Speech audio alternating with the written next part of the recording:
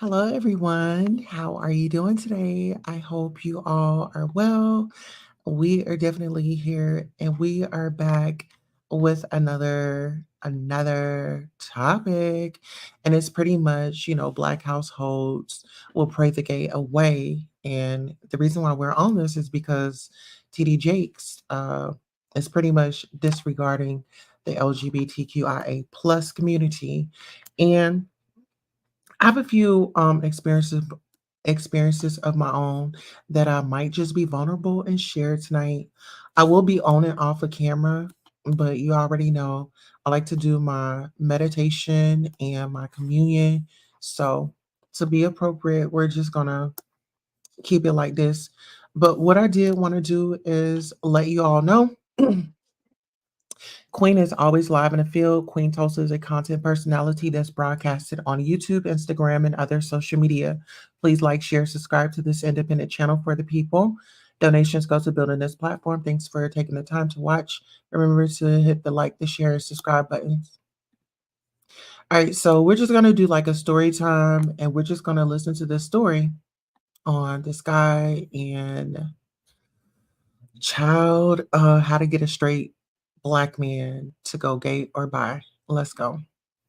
So you want to fuck me or you want me to fuck you? And I'm like, I let him know I was a top. That's when I told him I was the top. I want to fuck. And he was just like, damn, that shit gonna hurt. And, da, da, da, da. And like, he was like opening up to it, but I wasn't really pressuring him. But I could tell that the more questions he asked, the more curious he was getting. And, he would express to me that he had thought about messing with a dude, but never acted on it. So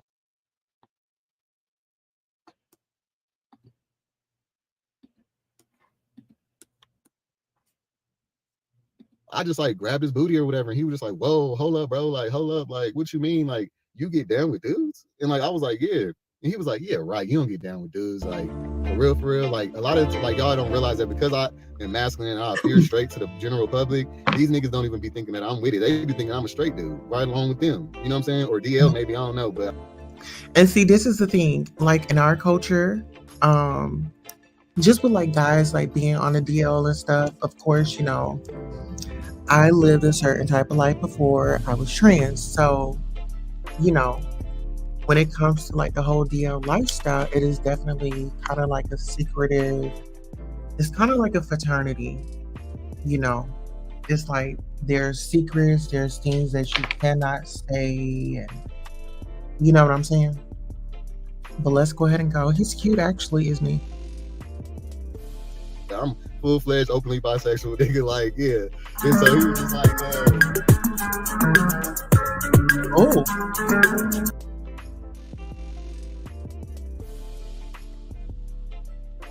work is like one of the best times for me to get a video out. Golly. And so, yeah.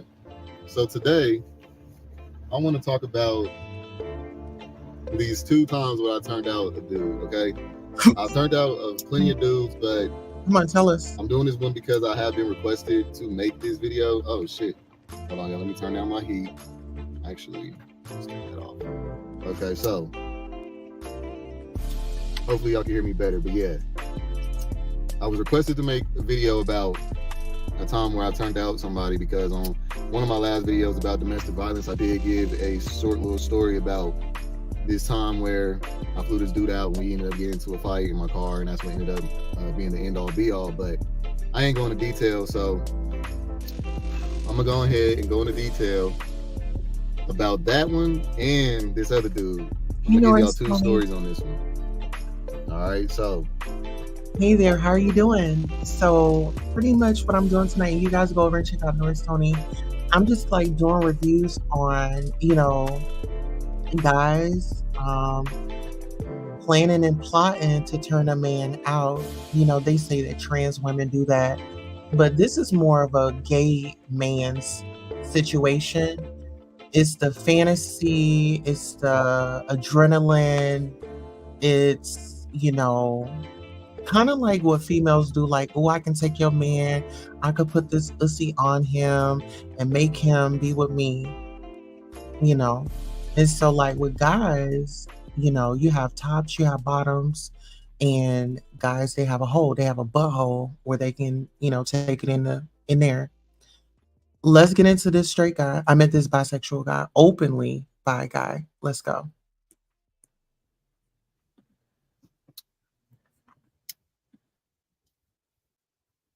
I ain't gonna say these niggas' names, but I'm gonna just say thing one and thing two. I'll just put it that way. So thing one is gonna be this dude that actually thing one is gonna be the story about oh boy that I told y'all about that I flew out from my home city. And then thing two is gonna be about this other dude that I for sure know it turned out that was really straight, and I caught him on the street. He was trying to sell me some weed or some other shit, you know what I'm saying? And I just diverted that, and I ended up getting his number, and I went there. So I'm just gonna tell you all the stories, all right? So now the first one, with thing one, y'all, this is kind of fun. To talk about these was like shit, cause I never thought I was gonna be one of them to make one of the videos, but y'all been requesting, and I do see that will benefit y'all. So I'm gonna go ahead and let y'all know. But basically, the first one. So with thing one, invited him out. So we had been on each other for a while, y'all, kicking it with the homies from back home. To be honest, I was actually fucking with one of the other homies in that circle of friends. Dark skinned skinny dude. What's crazy is I was fucking his brother first. That's how I ended up getting around them a lot, because I started off fucking with one of the brothers that had a fat ass booty, chocolate dude with a fat ass. I really hope my dude don't be watching these videos, because yeah, this is one I really wouldn't want him to watch, but it is just reminiscent. Ain't nothing previous. I mean, ain't nothing recent that I'm talking about. So this is all like years ago shit. About 3 years ago is about the story I'm telling y'all about right now. So basically I was fucking with, there was these two brothers that's in the hood that always got everybody coming over to the house. They always cool with everybody, just, like the kick it spot in the hood.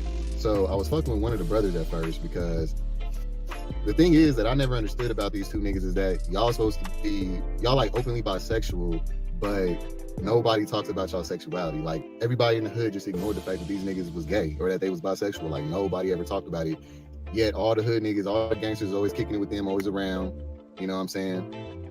So they would tell me stories about how they would turn out this dude and that dude and which dudes was the round that was down or whatever. Now listen here, I've got to like chime in a little bit because, child, I'm gonna be honest. Now those type of dudes that he's talking about, they're called trades. And what a trade is a guy that appears to be straight. He doesn't look like he's gets down or anything like that. And he can maneuver through life and society without being questioned. So that's a trade. Let's get into it. And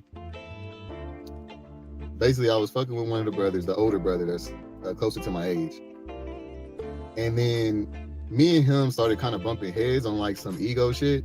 So then I started fucking with him, and I would always come around a lot. I started just becoming like their friend, where I would just come around a lot. We would go out, we would get on party buses together, we would fight together, we would kick it, you know what I'm saying? Like on a regular basis, we became cool. And so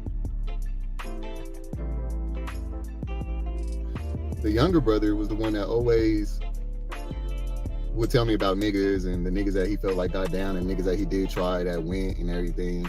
So he had told me about thing one, telling me about how one night they was laid up and he was trying to fuck with him, but he didn't want to, or he didn't really go that far, but he was like, I think he liked you and all this other shit. I guess dude asked about me a couple times or whatever, but I took it like he just thought I was cool, but bro thought it was something else. Well, one of the last times that I had went and kicked it with them when I was visiting down there, thing one was over there hanging out, but it was just him, and it was like he knew that I was fucking with the other homie, because me and oh boy, we stay in the room together while thing one stays out in the living room, you know what I'm saying? But he just being cool as fuck, like hella gay friendly, like he ain't had no problem with us doing whatever we was doing. or we even he even knew what he was doing. Long story short, that night I didn't smash on the homie, but the homie had been wanting me to smash. He wanted me to take his virginity, but I didn't end up taking his virginity. He ended up going on doing that with somebody else because I wasn't really into the whole I fucked your brother and now you want me to take your virginity thing. Like it's just like kind of weird to me. But they was the kind of brothers that they didn't mind like sharing niggas and shit. So, but I ain't really fuck with that. So I already smashed the older brother. The younger brother wanted my dick, but I ain't really pressed on it. But Oh, child. I mean, this is really getting steamy. So, this is actually a fact too. I know, like, growing up, um, me and my best friend, we didn't date brothers, but we dated like best friends, like dudes that were friends. We dated them. And it was so crazy because, like, we had dated each other's boyfriends before. But that's just how small the circle was. But it was never no like, let me try to get with your dude behind your back or anything like that. But let's go. I basically stayed in the room and slept in there with him just because it was a bed. I didn't want to sleep on the couch. You know what I'm saying? We was all out that night drunk and shit. So y'all know how it go. So anyway, some time goes by and thing one's on my social media, just always liking everything, watching everything. I'm peeping my story, looking at who's viewing my story. He's viewing my story every day, shit like that. So I was just like, you know what? Like, let me see what's up with this nigga. I was in a fiend for some new booty, you know how it be. And it was just like, I wanted some untouched booty. I didn't want to fuck with one of these gay dudes. That's another thing about me, y'all, that y'all want to know.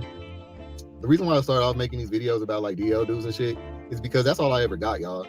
I never fucked with like an openly gay dude before. I've tried them. I've went on dates with them, but I've never gotten in a relationship or gotten serious with a dude that was already openly gay.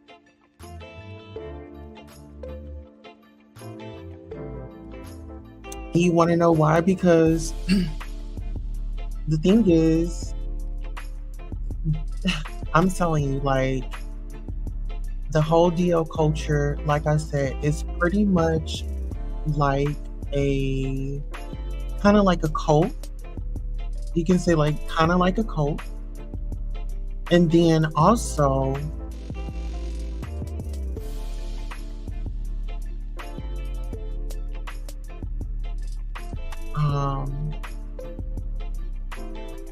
it's like with the family situation, like, if my family find this out, they'll disown me and things like that. And I think a lot of them seeing how like the gay, like the people that their family found out that they was gay and how they treated them. So I think that's why the download guys stay in the closet as much, because they don't want to go through that pain or hear those hurting words from their families. Let's go. I'll have a video about that later, but that's just been my experiences. I like exclusive niggas. I don't like hoes. A lot of gay niggas tend to be like, openly gay dudes tend to be like passed around and loose and shit. And I ain't with none of that. So straight men or DL men have always been my go-to just because of that factor. But anyway, go ahead, shoot my shot at him. We get to talking and he's telling me about the situations that he's going through and that he wants to, come out to where I'm at to start a new leaf or whatever. Like, he was trying to turn his life around, get his shit together. And I'm looking at it like, you know what? We can do that. We can see how it go. Even if we don't do nothing, I could at least still, because I still felt like he was like a homie, so it wasn't like if we had to fuck around. But if that was a plus, then that would be cool. But basically, he come out there and it was like immediately he was so curious about the gay shit. Like, all of a sudden it was just like, so you want to fuck me or you want me to fuck you? And I'm like, I let him know I was the top. That's when I told him I was the top. I want to fuck. And he was just like, man, that shit gonna hurt. And like, he was like opening up to it, but I wasn't really. Okay, so pretty much this dude that you're looking at, he said that he's the top. So pretty much he is the giver. He is not the receiver. He is the pitcher. He is the one, like, if he was with a female, what would a female do? He would do them and then they would bob him off, bob him off. So that was his thing. I don't know if he's a bobber, and y'all can fill in the gaps. I don't know if he's a bobber, but there are some tops that are bobbers. Let's go. Really pressuring him, but I could tell that the more questions he asked, the more curious he was getting. And you know, he would express to me that he had thought about messing with a dude but never acted on it, and you know, shit like this. Also, another reason why I went for this nigga is because he sags his ass off. Like every time we'd be kicking it with the homies, this nigga would just be sagging. His ass would be so juicy. You know what I'm saying? So I was just like, fuck, like, yeah. So anyway, I told him all this too. I told him, I was like, he was like, what made you want to holler at me? Like out of all the homies, like, come on, bro. Like I know I don't get that vibe and type shit. And I'm just like, bro, you don't get that vibe, but like you always got your ass out. Like that's the vibe. Like what y'all don't understand is that attracts gay niggas or bisexual niggas. Like, so you doing that shit, that turns us on. So it don't matter if you get down or not. And honestly, that's why I said sagging is the biggest hint, because if you're not sagging, I've noticed there'd be some niggas with some fat ass booties, but I wouldn't even know because they won't be sagging. And because they not sagging, I'm not lusting for them. So really, with you sagging, you're putting yourself out there, because if you just pulled your pants up, I wouldn't even have came at you like that. You know what I'm saying? I wouldn't even tried you. Because I wouldn't have had seen it, and it wouldn't have spiked my fantasy. You know what I'm saying? So, also another dude that, ooh, that's a third one. I might have to add that on here. This one Mexican dude I pimped up on at my old job when I used to work for the clinic, and I came around the back to throw out some trash, and this dude was walking just sagging, like Mexican dude, like he was cute, but like this was like the first and only Mexican dude I've ever fucked with, y'all. Why this nigga was walking around like in the alley, like, you know, sagging and shit, like he wasn't like on no bummy looking shit. So I was just like, what the fuck? But then like he came up to me, he was like, hey bro, like, you know, like he was asking me something, but he was like slurring his words and he was real loose. I could tell he was drunk. And so like I was just like, nah bro, like, you know, I don't know, or something like that. And nigga, I became brave. Sometimes I just do shit on some brave shit where I'll just like take a risk, because you know closed mouths don't get fed. If you don't.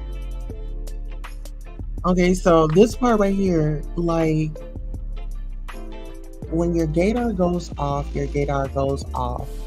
You know what I'm saying? And some people, they don't like to call it the gaydar, but that's what it is. And that's how he was able to connect and be able to be as vulnerable and really put his pride aside and go for what he wanted, because his gaydar said, yes, baby, this is the one. Let's go. Don't try nothing, you won't get shit. So I just like grabbed his booty or whatever, and he was just like, whoa, hold up, bro, like, hold up, like, what you mean, like, you get down with dudes? And like I was like, yeah. And he was like, yeah, right, you don't get down with dudes, like, for real. Like a lot of like y'all don't realize that because I am masculine and I appear straight to the general public, these niggas don't even be thinking that I'm with it. They be thinking I'm a straight dude right along with them, you know what I'm saying? Or DL maybe, I don't know, but I'm full-fledged openly bisexual nigga, like, yeah. And so he was just like, he's like, yeah, you don't fuck with dudes? Like, yeah, right. And I was like, yeah, bro. He was like, yeah, right. He was like, prove it then, prove it. And I was like, and it's just me and him in this alley, y'all. And I was just like, what you mean, prove it? He was like, let me see your dick, or let me grab your dick, or something like that. And I was just like, or he said, I don't remember what he did, but basically like we exchanged the social media, and he wanted to link up that night. And like when we linked up, like, yes, I smashed and everything, but let me just tell y'all what he told me so that y'all can understand why these type of niggas have become the face for DL niggas. Because he was like, I was like, so like we got to talking after I smashed him or whatever, which by the way, I'm smashing him, he crying and shit. Like that's how you be knowing that these niggas don't be fucking around like that.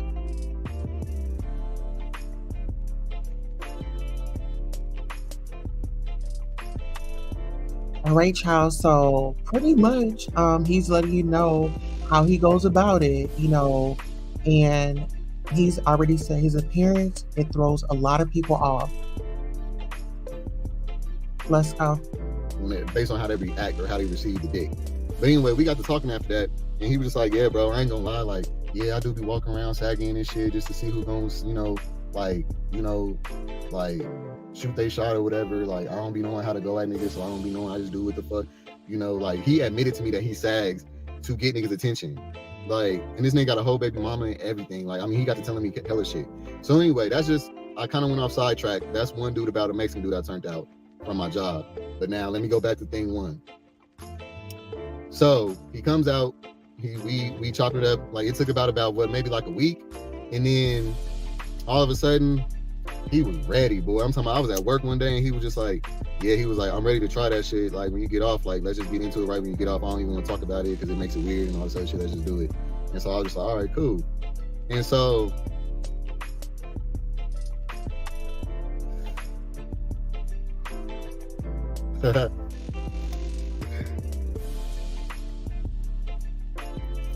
So y'all, I get off work, get to the crib,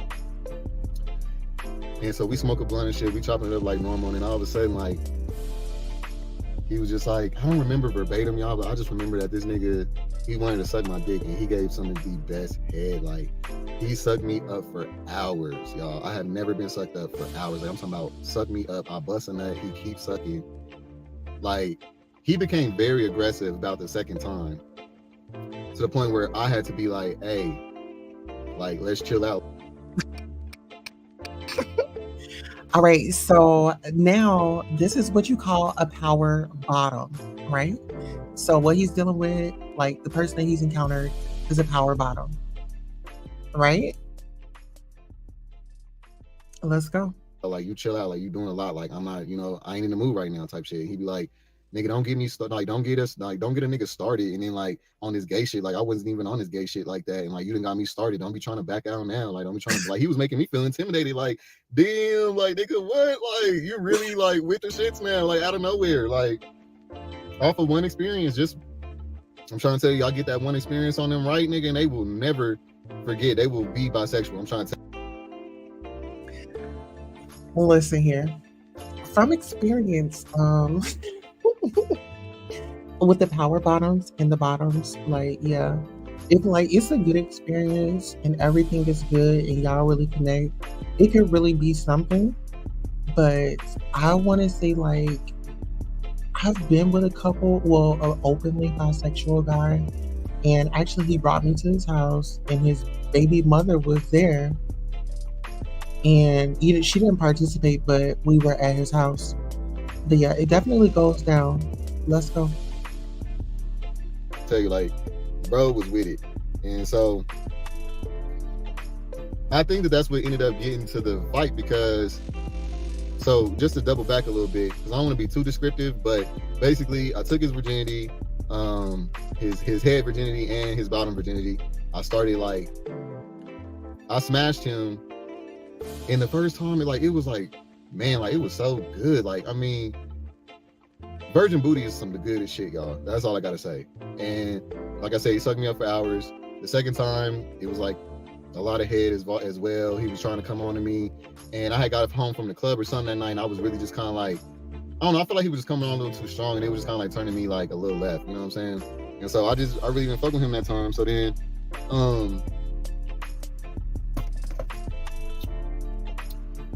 we had a big ass fight. This nigga tried to steal my car. I find him where he was at, get my car back. He tells me how he only do all that shit and acting all crazy because he liked me and he didn't expect to like me and all this other shit. And so what led up into the fight was like, he basically was telling me, like, as we was fighting or before we started fighting, was like, basically like, I got him fucked up because he wasn't even thinking about niggas and dick or nothing like that up until I presented that to him, and then now he be wanting it and don't know how to express it, or basically like, I don't. But listen, it be like that. It definitely be like that. Like, especially if you're just now coming into the scene and you get that experience, of course you're going to latch on to that individual. But I kind of feel like, oh, dude, in this video, he should have stated everything up front, like, no emotions, no this, no that. I'm not looking for anything. This is just a hookup, just to kind of confirm everything. But let's go.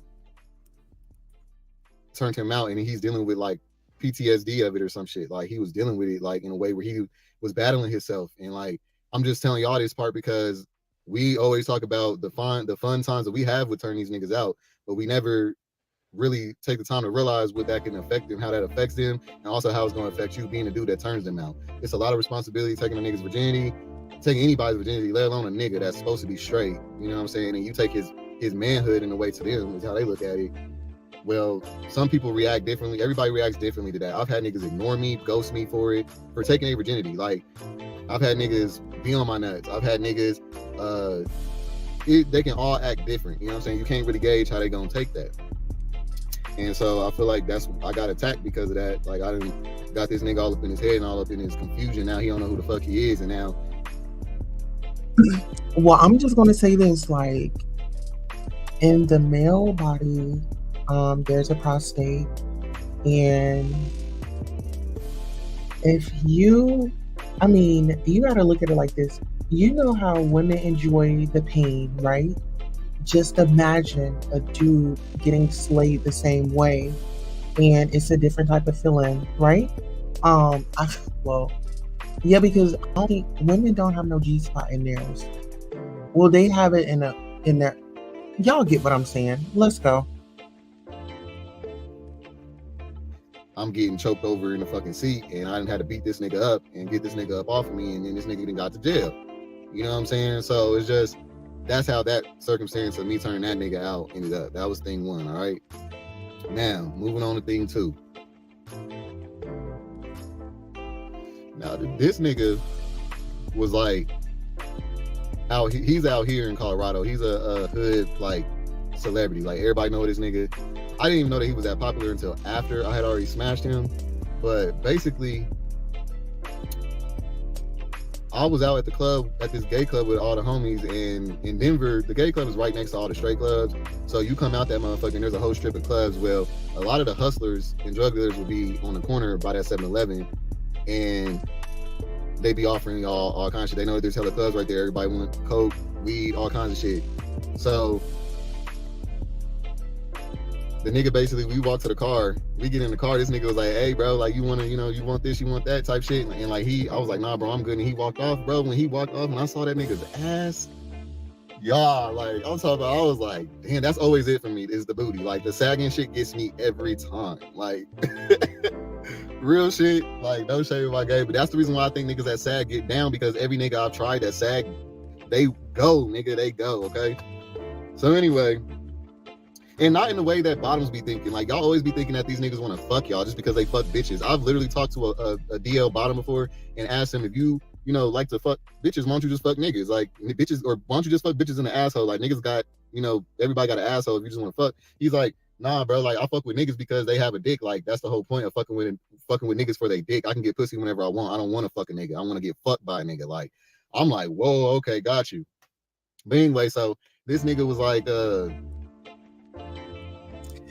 So some of the power bottoms are definitely what he just described. Like,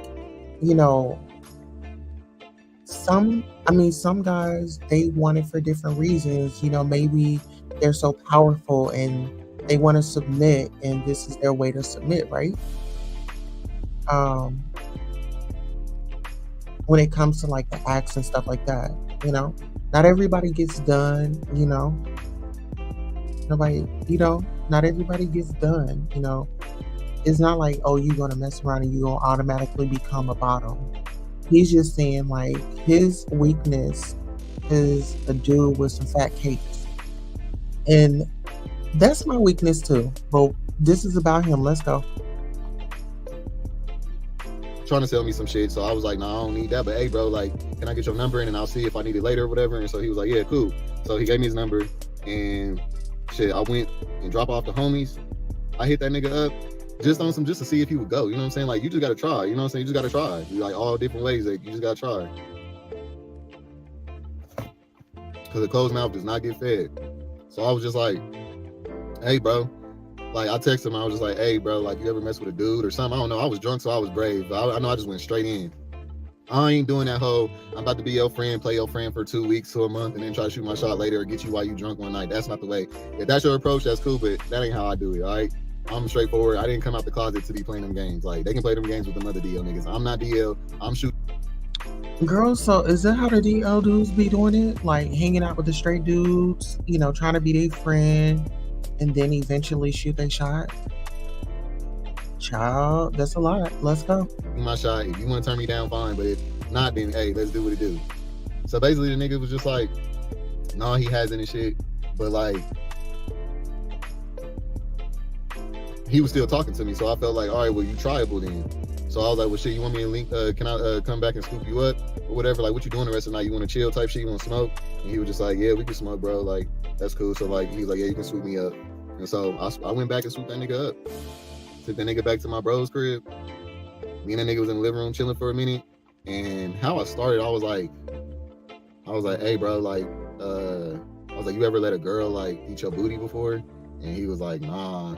And I was like, well, shit, like, you wanna? I was like, you wanna try it? Like, you wanna see how it feel, whatever? And he was just like, my ass. Like, he was like, nah, bro, not my ass. Like, I'll send you a picture of my dick or something. Like, but nah, I ain't trying to play. I don't want to play with my ass and shit. And I was just like, all right, bro, like, and The Golden Child, hey baby. She says, hey queen, I don't care for Manscaped, but I loathe the DL ones. Shaking my effing head. That's my thing. And see, like with this gentleman right here, he's openly bi. I respect that kind. I respect that kind because he's given the women a choice and he's not, I mean, he's playing both sides of the field. But when you just out here and you just, being reckless and playing around and, not being honest with your female counterpart, I have a problem with that as well. Let's go. basically, like, shit, we got to. I basically was like, nah, like, I basically acted like I was gonna like suck this nigga's dick or whatever. And so I get over there, like, I sit next to him and I get to like, being a little more comfortable than a nigga really usually would. And like, he wasn't moving, he wasn't like budging, like, he wasn't like getting uncomfortable or like trying to leave or nothing. So I was just like, I mean, shit, this nigga already knows what it is with me. He already know I get down. So like, I was like, fuck it. Like, I just started treating this nigga like he was a regular bottom, like, you know what I'm saying? And so I put my hand on the nigga's thigh or something. He didn't like, he was just like talking to me about how he felt, about like how he had been curious about me. Because they always come out talking about how they've been curious. They've been curious. It's never, oh, you just turned me out. It's they've been curious and I was just the first nigga to actually be brave enough or whatever. So that's what I'm saying. So basically, I go to start like sucking this nigga up, playing with this nigga dick for like maybe like even a minute. Because I can't suck dick, y'all. I can't even cap. Like, I can't suck dick. Oh my goodness. Child, when you talking about, he said that I can see it. I can see it. And it's nothing wrong with it. I bet you he looked very pretty doing it. Let's go. I get to trying to suck some dick and my whole jaw starts locking up. Like, I just cannot suck dick. Like, I be wanting to for my nigga and shit for whoever I'm with because I be trying to please them. But it's like, that shit, it'd be hard for me. I have to like, yeah. So anyway, I didn't do that shit long. And then I ended up like getting this nigga to turn over, like lift his, I got the nigga to turn over and I like tried to eat his ass and he was like, nah, hell nah, bro. Like, nah, bro. Like, he stopped then, he did stop then. And then he was like, yeah, bro, I'm ready to go, whatever. So I took his ass back. Why the fuck this nigga hit me up like the next day or so? I thought I was never gonna talk to him again. Why the fuck this nigga hit me up like the next day or the day after that and was like, hey, bro, like, let's chill. I'm down to do whatever. And like, he was like, I'll be down with it if you just can like throw me some change like to help my kids out because I'm really just out here hustling for my kids and shit. And so I was just like, shit, I ain't never been no trick before, nigga, but shit, nigga, for a straight nigga, for some real straight booty, some untouched cakes, I might go ahead and throw a little piece of change, you know what I'm saying? So basically, y'all, I pulled up, picked this nigga up, took him back to a hotel this time. He was drunk as fuck. He gave me a little bit of the drink. I get this nigga in the room, and when I tell y'all, bro, this nigga let loose on me. Like, I'm talking about, like, I did start everything, but this nigga got to throwing it back, calling me daddy and shit. Like, I could tell he hadn't been smashed before, but the nigga was loving it, y'all. Like, he enjoyed the fuck out that. Like, I enjoyed it too. Like, him calling me daddy and shit, and just, he even started orchestrating shit like, let's do 69, like, let's try 69, bro. Like, I want to do 69 with a nigga, and like, yeah, he does. So we did 69 and shit. Like, but the nigga's booty was so fucking good. Like, anyways, so yeah, yeah, y'all, I don't know if I'll be able. Oh, child, this is getting good. Do y'all like my reactions to these situations? Girl, I'm gonna be honest, like, I ain't gonna lie, like, being on this church situation, it was this dude, this is when I stayed in Georgia. There was a dude, he stayed in like this other town, and I went to go chill with him, and then like we went to church, and then like his church mate I don't know. Like I ended up doing his church mate too, but it wasn't like in the same town. His church mate came to my town. It was just I don't know. So like this whole church situation and yeah. But that's why we're going to their community. I mean, I know about it and I'm a little, you know what I'm saying, I'm a little fresh talking about it. I think that these are conversations that we do need to have.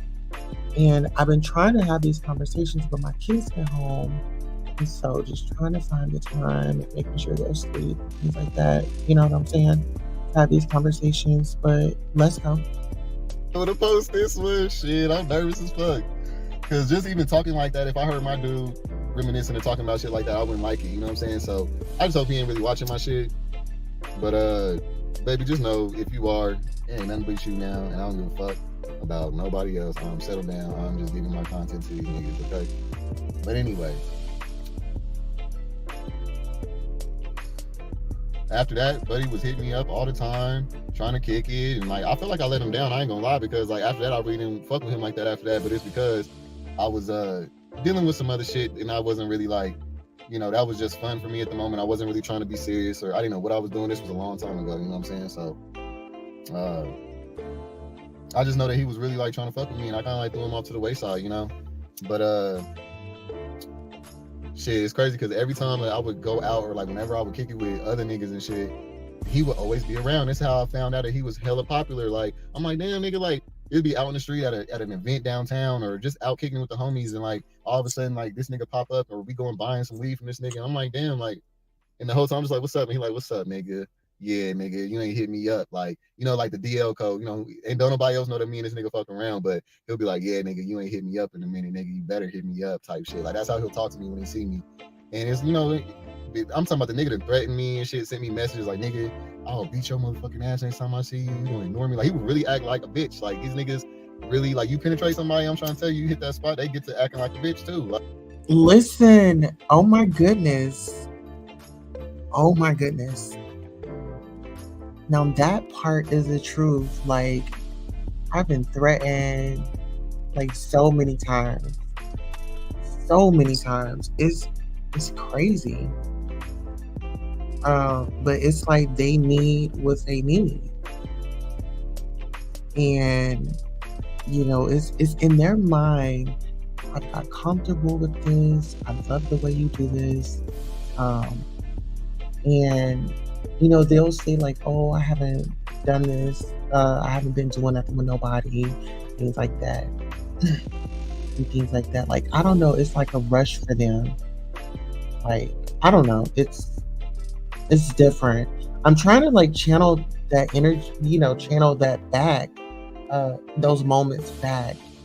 Um, you know, in my prayers. Let's get into it. like straight up. And so after a while, he blocked me off of Facebook and everything. When I went to go back and hit that nigga up, like I was blocked on everything. And yeah, so, but I mean, he was cool. He brought me around his family. Like he invited me over to his people's house, and I went in there and I smoked a blunt with all of them, all of his cousins and his uncles and shit. And I mean, he was cool, you know what I'm saying? But I ended up, you know, moving around or whatever, and we lost touch. But yeah, so that's thing two. And all I gotta say about these is that y'all just gotta shoot y'all shot. Y'all never know. This is the reason why I don't like my relationship around certain straight dudes, or even family members that I got that just be sagging and shit. And I'm like, hey, nigga, pull your pants up. Like, you know what I'm saying? Y'all don't understand what y'all are doing. Like, y'all really think y'all just, like, just following rappers and shit. No, like, so, yeah.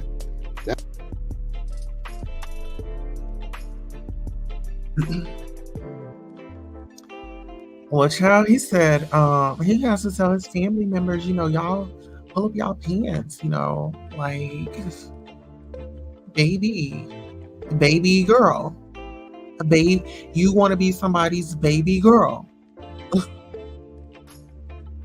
a baby girl. Do you want to be somebody's baby girl? Child, let's get into some more stories. Oh.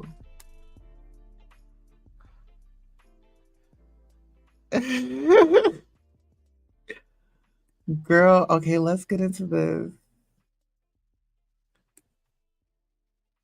Oh my goodness. Okay.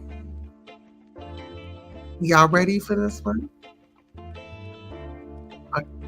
Okay, thank you. Good. Okay, so here we go. Okay, so here we go. We have another video.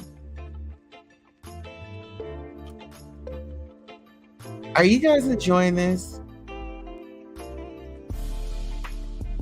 Let me see. Let's check the likes.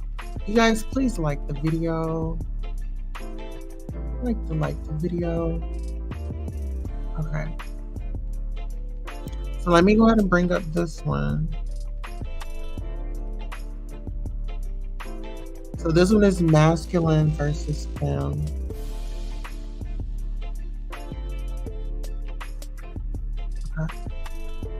Versus femme, basically saying like that masculine men need to chill out because at the end of the day, because of the fact that we're a part of this community, meaning the LGBT community, that we are already considered feminine to the general public. Okay.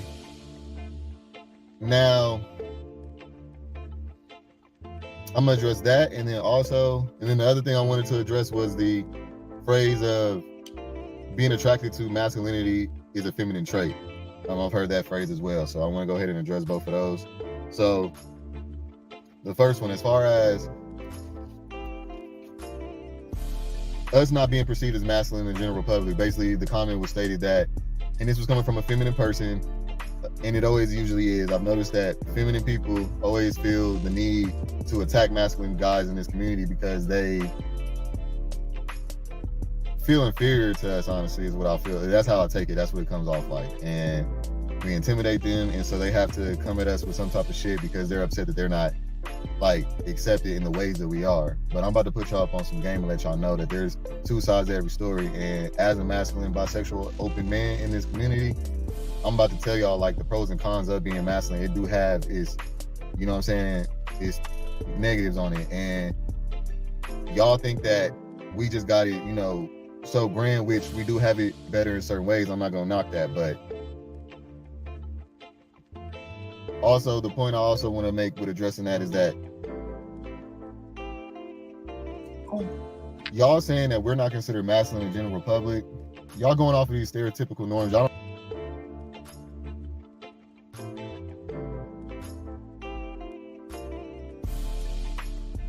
So listen, guys, I want you guys to get on over to Night and Day Network. I got my hemp sticks, okay, from them. I actually, here, let me turn my camera on. These are my Night and Day hemp. Get on over to Night and Day Network, Night and Day Net Market, and get yours, okay? Let's go. don't live in our being. Y'all don't go in a day-to-day life like we live. I'm trying to tell you, I literally have to remind motherfuckers that I am bisexual. Like, nobody ever believes it. I'm never just assumed it. I have to come out repetitiously. You know what I'm saying? When I meet new friends and people and all kinds of shit, I have no idea. Just because I don't give it off just by somebody looking at me, that means that I have to come out over and over again, while y'all get to be able to walk out here freely. And just because everybody can tell as soon as they look at you, you don't have to fucking keep expressing that shit. You know what I'm saying? Do you know how it feels to have to keep telling niggas, like hood niggas and shit, that, you know what I'm saying? Nah, bro, like, you know, my boyfriend, not, you know, I ain't talking about a girl, I'm talking about my dude. And it's like, you have to go through the whole look that you got to go through. They look, that whole, nigga, what? And, oh shit, like, you know, the whole vibe could change sometime, you know, and also the questions. Some of them get to asking hella questions. You never know the response you're gonna get to that. And it's just a lot that come along with being masculine in this community, because when you out about it and masculine, whether you gay or bisexual, you gonna fucking like find yourself, like, sometimes at some points, like, that's where discreet, I feel like, comes from. Like, niggas just get to the point where it's like, you know what, I told my family, or I told my friends, or I told the group of people I wanted to, I'd find myself literally having to come out over and over again if I was to, like, you know, really be But I don't think well listen, I don't think that it's an issue because I mean, it's just like being trans, you know. You have to, you know, if you're gonna be I feel like if you're gonna be intimate with people, yeah. But I don't know, that's I don't know, I don't live that life, so we can only take what he's saying, is what fact.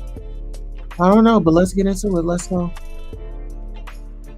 Out on this shit because you would have to be literally like, it's not like you have to throw it up in their face, you know. It's like you don't have to like raise a red flag like, hey, I'm gay or whatever. Like, I'm not saying that type shit. I'm saying like you would have to either act like you are DL by basically not expressing yourself. Like if you got a boyfriend or let's say you going out with your bros and y'all get to talking about something, you have to switch up the story and act like or leave parts out that gears towards what your sexuality is, and it's just like not living out loud. You know what I'm saying? So what's the point of actually coming out if you gonna do that for So a lot of niggas, I feel like that's where discreet come from. It's like, hey, I done already told like 10 motherfuckers this month, like I'm kind of like cool on that, so I'm just gonna let this motherfucker think I'm straight. Like it doesn't. Well, see, I got a problem right there because it's now you fooling people. Hey, Wayne Jackson. He says, Hiya, Queen. Hope you had a great holiday. I did, and sending great wishes to you and your family going into the new year, Yes, yes, yes. Oh, and you guys get ready, get ready, get ready. We are definitely doing something special for the new year. Tune in. Okay. Now listen. Let's get back to this masculine versus the feminine. And I had a problem with that. I feel like he's lying. He's like, well, I'm not going to tell them. Well, I don't know. Let's get into it. Let's see what he's going to say. And change the fact that you're still a person, and it really doesn't even change most people's reaction to you either. So that's one. But oh, greetings. We have Latasha Black says, hey everyone, happy holidays. Happy holidays. Guys, make Royals, please make sure you take the poll. Do you think DL men are afraid of what their family will think if they come out? It's the question. Thank y'all for showing up. To address. Oh, and please like, share, and subscribe. Share this to your social media pages. It really helps us out. Make sure you bang that like button if you would like to donate. All of the links are posted in the chat. Thank you in advance. That's the whole, we're not looked at as masculine in general public. That's bullshit. Literally, like that's what being masculine is that you pass as a straight person. So people don't look at you and look at a sexuality. Like when they look at a flamboyant dude, they look at his sexuality. So yes, we are looked at as masculine in the general public.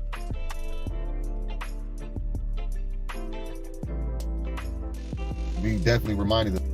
Hello, my hustle. Hustle says, hey queen, mods in chat, and got her butterflies.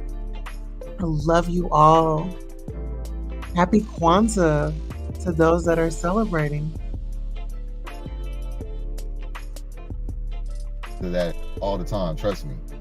When we have to, like I just said, constantly either remind motherfuckers or come out in other ways and other shit, just like having to express ourselves in ways and shit, deciding when to express ourselves and all that. So just to address that, and then two, why come y'all always want to try to relate us to y'all? Y'all always want to try to put us in the same box. Like y'all think that we try to separate ourselves because we don't consider ourselves the F word because we're not flamboyant. Well, that is true. But that is true though. We're not, and y'all are not attracted to yourselves. Like, so there's no argument there. You know what I'm saying? Like I've already said in my master. You know what? He is really kikiing, but I can understand what he's saying. It's like, it's like the gay. I don't know how to say this. I want to say like, majority of gay men, they want that straight look and that straight acting, man. And some of those hymns, they are flamboyant, they are loud, they're switching, you know? They got their hair dyed, they got on nails, they got a beard. And, if a man is masculine and he's being discreet, well, honey, you are your gay pride flag, your appearance is gonna, kind of identify him. And he's not ready to open up that door in that closet. You know what I mean? Let's go. Last video before part one. Y'all not attracted to yourselves. Y'all are attracted to masculine dudes, so y'all be upset because we ain't attracted to y'all. That's what it be. And then y'all want to say, oh yeah, y'all not even that masculine. Try to downplay our masculinity because you're inferior. You feel threatened. You feel insecure. Mm-hmm. You know what I'm saying? We make, that's obviously what we're triggering for you to have to attack our masculinity, because that does not take away from the fact that we are looked at in the general public as masculine men, straight men most of the time. Like, it doesn't really occur to our masculinity, but people treat, you can tell, I'm treated like a man, like niggas respond. But listen, I mean, don't we want a man? Listen here, I want a man's man, a manly man, I'm not out there looking for my man to be sashaying around here harder than me. You know what I mean? And it's no shades to the girls that are out there, sashaying, or the guys that are out there sashaying. But yeah, I need me a man that's going to, be that manly man, just that guy out of that commercial, You know what I mean? I mean, the father, when we a protector, I need somebody to protect me. Like, honey, you running, we both running. I mean, you know what? This isn't about me. Wayne Jackson says, everybody telling on everybody now. Oh, listen. And that's why we're listening here. We're getting into crevices. And we're learning their culture and seeing how they operate. And this is the thing, we're not knocking you for what you do, but just be honest and just be open about it. Like, people will be more, it's like, once it's out there, what can they say? That's why when I started on the internet, I didn't say anything at first. And then I opened up and I told my own story. Everybody was they were speechless. But, it's nothing to hide. I'm confident. I'm content with who I am. It's not a show and it's not a pretend. And maybe I was born this way. And so embracing me, Yes, we open now. Oh, yeah. Oh, everybody get open, get open. It's 2023. If you're still hiding in that closet, it's because you want to, And like he said, it's not saying go around with a pride parade, just or a flag and just letting everybody know, jumping in people's faces saying, hey, I'm gay and I'm proud, But we want you to walk in your proudness. Also says, I think I used to date a DL guy because he was always sagging. Oh, girl, did he have a fat one? Did he have a fat rump? Was he fat in the back, honey? Or was it given an airbag? Okay. Did he need a vacuum cleaner to come suck all that air up out? Let us know. Walk around me tiptoeing sometimes, like knowing not to press my buttons and shit. Like, I could tell I'm acknowledged and respected as a real man. You know what I'm saying? So that's not argumentable. And then to address the other comment. Oh no, first let me just also hit on some points. First of all,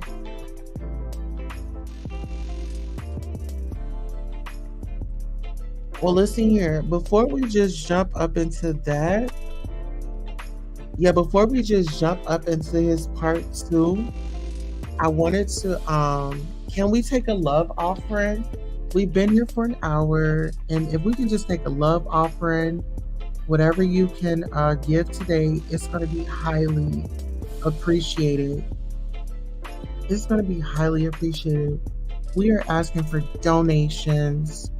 Okay, we love everyone. Let me see.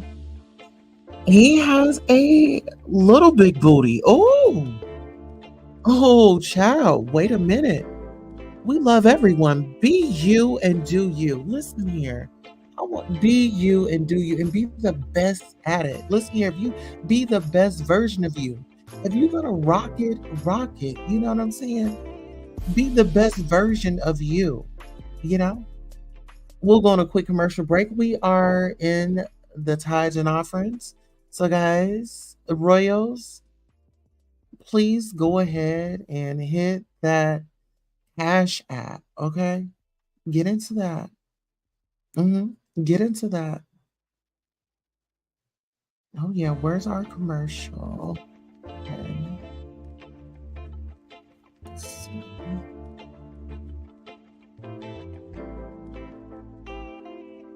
Let's see.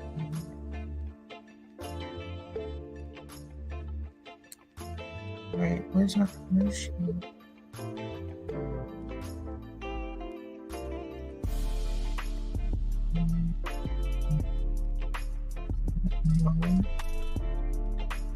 Let's look for our commercial. Guys, we gotta find that commercial. Oh, you know what? I got it. Listen here, I got it. You wait a minute. I believe I have it over here saved. Yes, I do. You give me 1 second. Let me go ahead and do this. Oh, I get so excited when you all are here with me. I really do. You know, I really gotta say that you all, the Royals, you make this experience so amazing. We'll be right back. Swallowed up. Have you ever been swallowed up? Have you gone through a time of swallowing where everything was overwhelming and you believe that the Lord tonight has set you free? Yes, sir. Turn around and tell those people. Tell them. I'm not gay no more. I am delivered. I don't like men no more. I said I like women. Women. I said women. I'm not gay. I would not date a man. I would not carry a purse. I would not put on makeup. I will love a woman. Now listen to it. Y'all praise God with him. Hold on, wait a minute. Somebody believe God with him. Hey!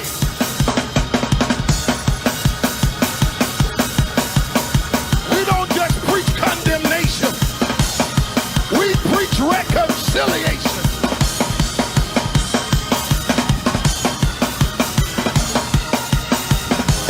Hallelujah! God, help him, Lord. Help him, Lord. Help him. I wish I had some shown-up believers that'll come down here and dance with him and tell him, you can do it in the name of Jesus.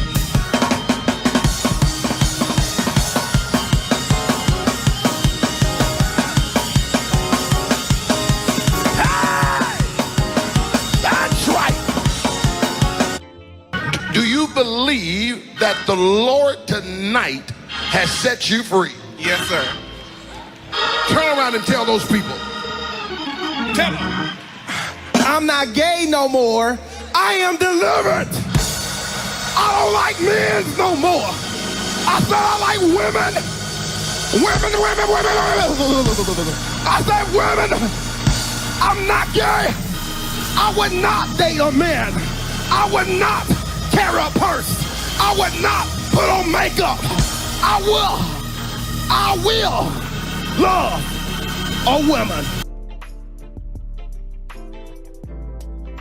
All right, and we are back after the ties and offers. And shout out to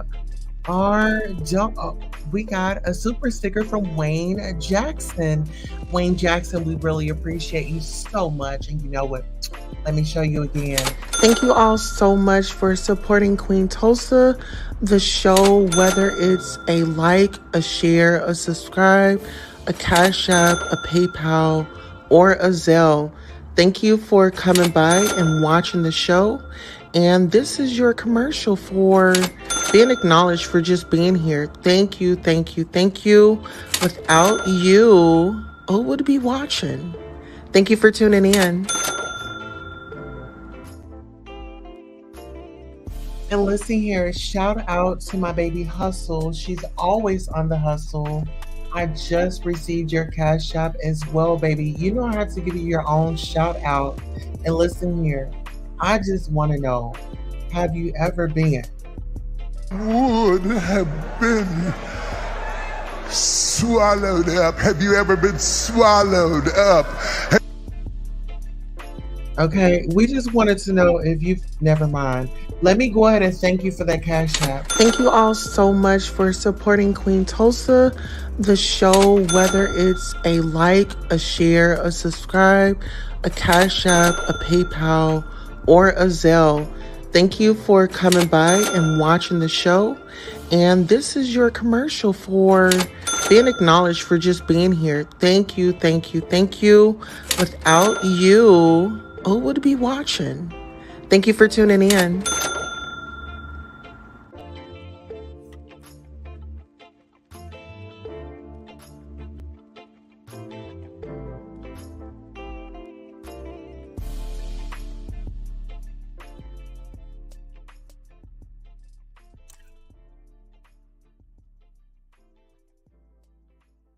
Oh. Oh. Listen here, y'all got me over here excited. Let me go ahead and thank you, my love. We just got another super sticker. Did I highlight it? There we go. Let me go ahead and thank you right quick, my love. Everything is appreciated. And everyone that sowed a seed tonight, especially you all know who you are. If you've sown a seed throughout this month, throughout this year, I just pray God bless you tenfold. Seriously. Y'all just don't know how much I depend on the Cash Apps and the support.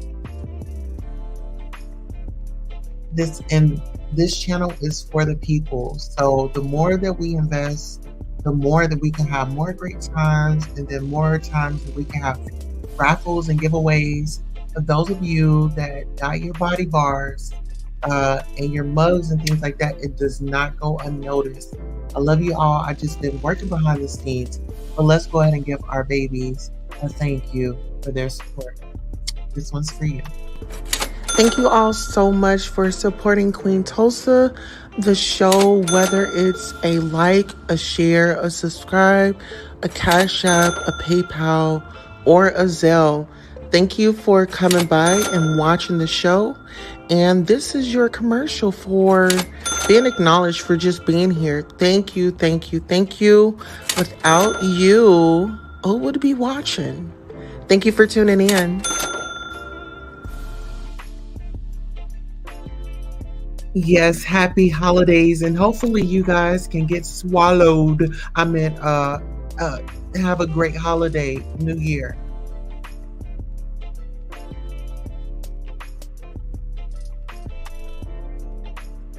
When we try to I'm gonna give y'all a couple points on how this shit is hard for us. When we trying to holler at niggas, or whenever we want, we don't have, niggas think that we straight. There's all the time, niggas be thinking that I'm straight, where they be trying to do shit where, but because I'm just masculine, but I'm open with my sexuality, and they don't know it, niggas be assuming that I'm DL. And I was with my homegirl on the cruise ship not too long ago, and this dude kept looking at me, and I was looking at him because and this was a year and some change ago before my relationship. And this nigga had a nice ass and shit, you know what I'm saying? So I was looking, why the fuck he whispering to his homeboys and shit, and like he acting like with his homeboy, he was like acting like, you know, like whispering shit. I didn't know what they was talking about or whatever, but I didn't think much of it. Come to find out, like, why my homegirl gonna come to me and say, like, why this dude come up to me and say, like, your boyfriend, I think your boyfriend is gay because he's looking at me, so you need to watch out for yourself and all this other shit, right? And like not knowing the whole time, like we was cracking it up, like, cause she's like, these motherfuckers really think your ass is straight, nigga. Like, I'm like, that's crazy, like. So that's just a struggle right there that we don't, like, niggas don't be knowing, like when gay people, other gay dudes don't even be knowing that we even get down. We have to look at them, we have to stare at them, we gotta make some kind of eye contact, some kind of pass to let niggas know that we get down. You know what I'm saying? They don't just know when they just like, we can't just like niggas don't just approach us and try to holler at us. You know what I'm saying? Like they may do a flamboyant dude because it's obvious. You know what I'm saying? So that's just another thing. And what was it? I just don't understand why at the end of the day y'all don't consider us masculine, or why y'all want to try to play down on our masculinity and try to act like straight dudes is more masculine than us in the first place, because on some real shit, you know. Well, I guess we can maybe because of the acts. You know what I'm saying? Like maybe because of the acts, because like you said, like the dude off the street, you know, like, you know, he was asking, did y'all need whatever, and you went, you kicked it with him, and you get over there and you know, bobbing him up, and, you know, y'all doing a 69 and doing it all up, right? And you are in your femininity and that moment, in the heat of the moment, you may have let out a moan. Hey, princess.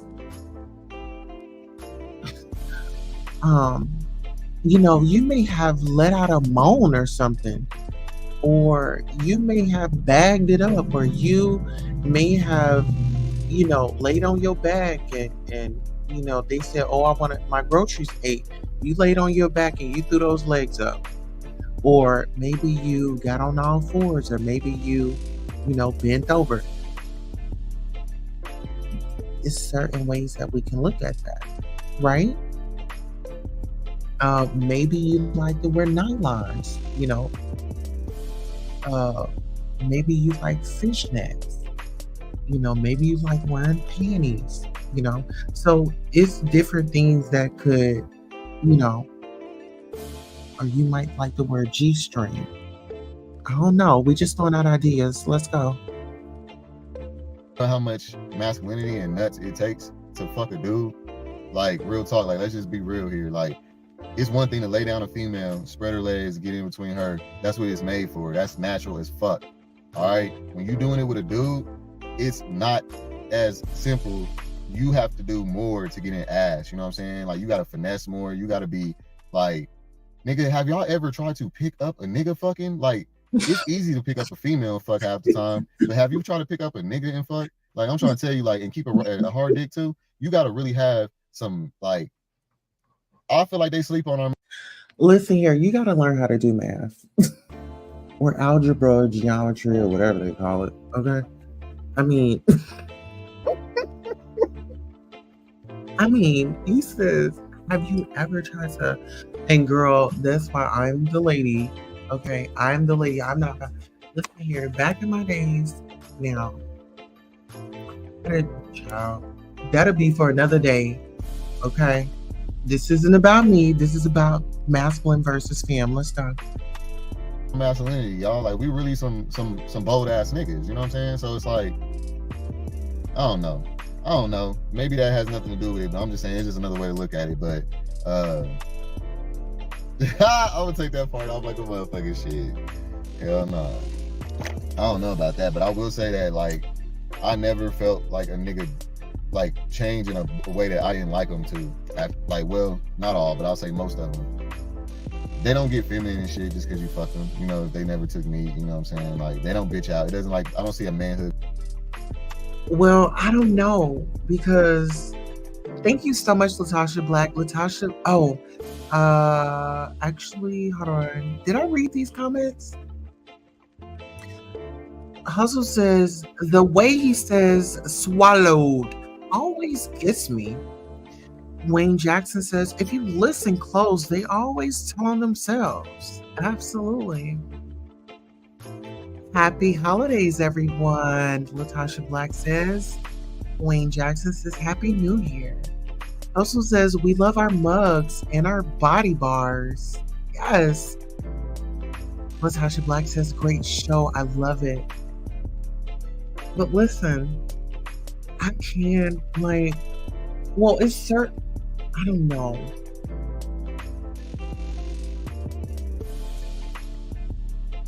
Yes, okay. One of these guys, okay, so he was very masculine, right? And this dude, dark skin, maybe 6'3", 6'4". Pecs. Bubble basketball, but just the whole thing. And girl, he's a what you would call a power top. But he don't mind. Baby, get over here. Oh my goodness. Oh. Y'all, hold on. Let me put my plate of food up.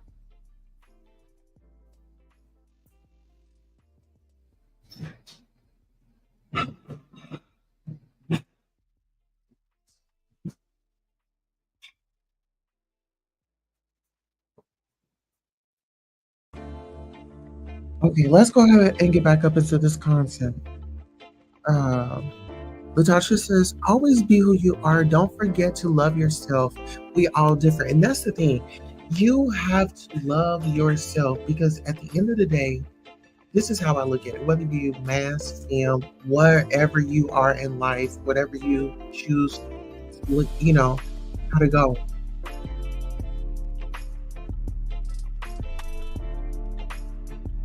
Be comfortable with you because at the end of the day, you come in this world alone, you're going to leave out of this world alone. And, even if you grow old, you don't want to grow old with those shoulda, coulda, wouldas. At the end of the day, this is your life. You're an adult. Once you're able to make those choices and stuff, live your best life. Because guess what? People still won't talk about you. Whether if you're doing good, whether if you're in the middle, you know what I'm saying, or you doing bad. People are going to always have something to say, but it's not what they call you, it's what you're responding to. So you're not responding to anything. You let a fool argue with himself. They're going to know who the fool is because the fool is arguing with themselves. Don't entertain the foolishness, and put God first in everything that you do. Or, whatever your religion is, always give your higher power time, pray. And, I feel like once you come out and you express who you are, those that love you will be there, and those that, want to go elsewhere, that is perfectly fine. You don't need nobody disturbing your peace. And that's just, the brunt of it, it is what it is. Wayne Jackson says, at least this guy is being honest about what he does and who he is. And this is the thing. He's a black man. He's up front and honest. He don't have to sneak and geek and do all this and be up at 12 o'clock at night or 1 o'clock in the morning trying to ride around and get a hookup. He can do it in the comfort of his home. Well, he's in a relationship right now. You know what I mean? Uh-oh. My baby sent me a cash app. Did she come up in here? Facts. We all loved. Yes, we are. Oh, thank you so much, my love. My baby Ariel sent me a cash app.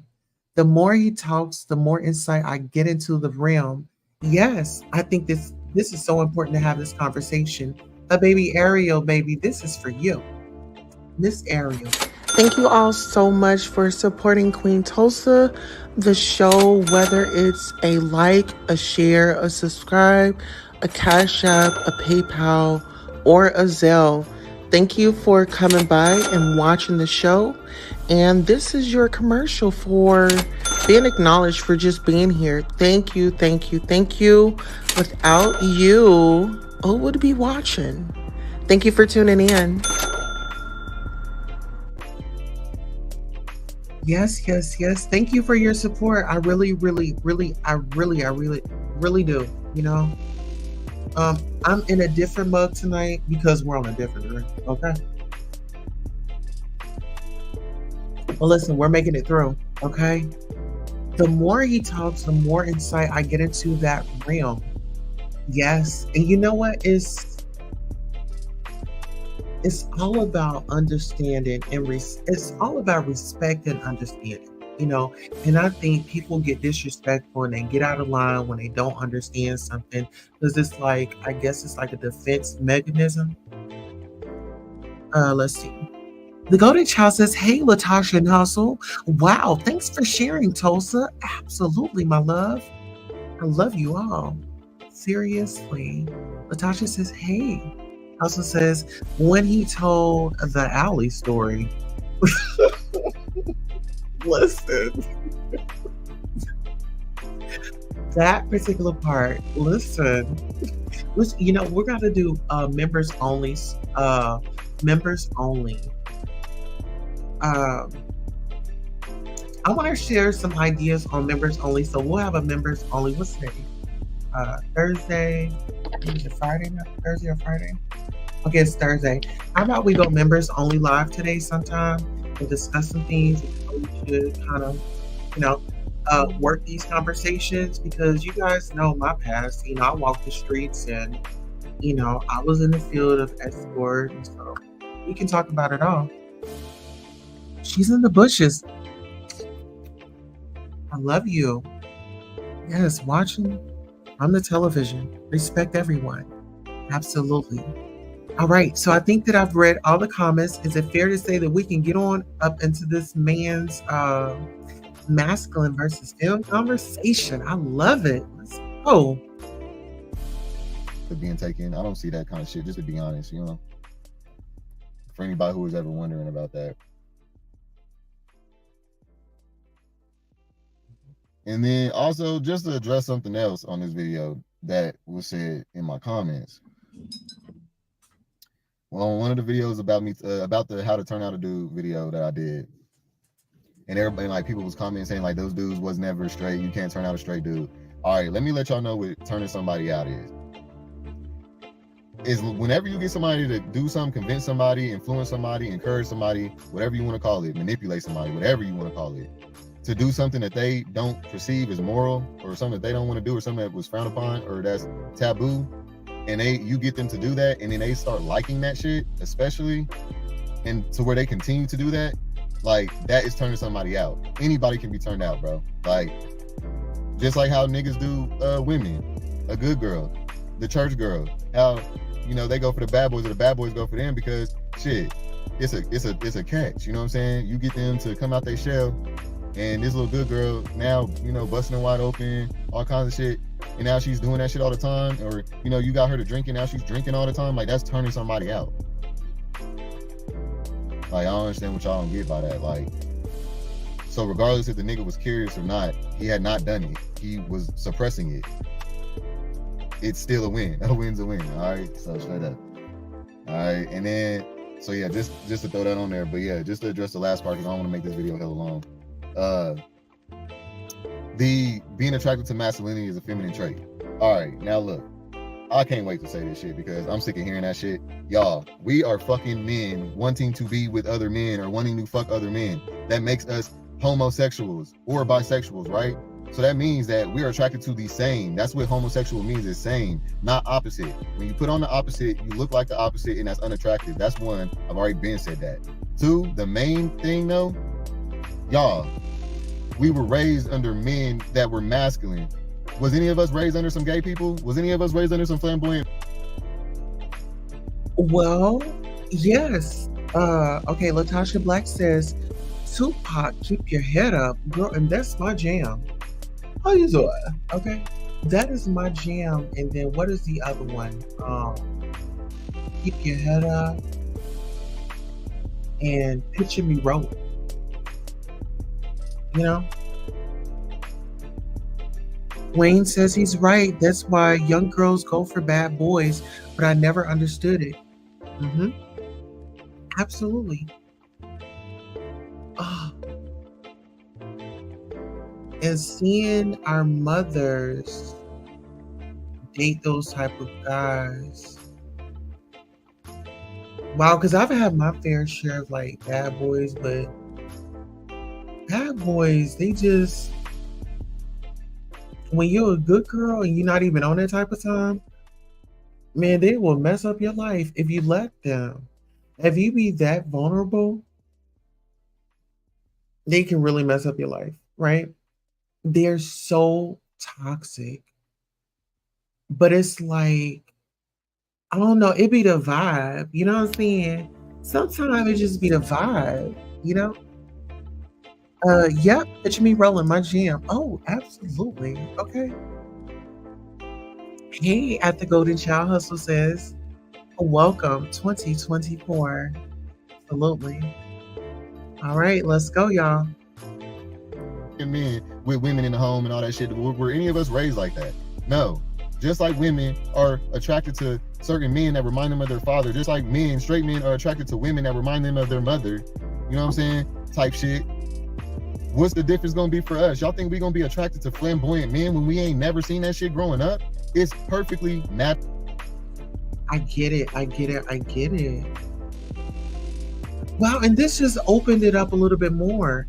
He said that, you know, the girls, you know, they grow up, they get the men like their daddy, and the boys grow up and get the girls like their mom. Wow, they hit different. That's why it's so important for us to be knowledgeable and careful of what we do and say in front of our children. You know what I'm saying? Because at the end of the day, we're their role model.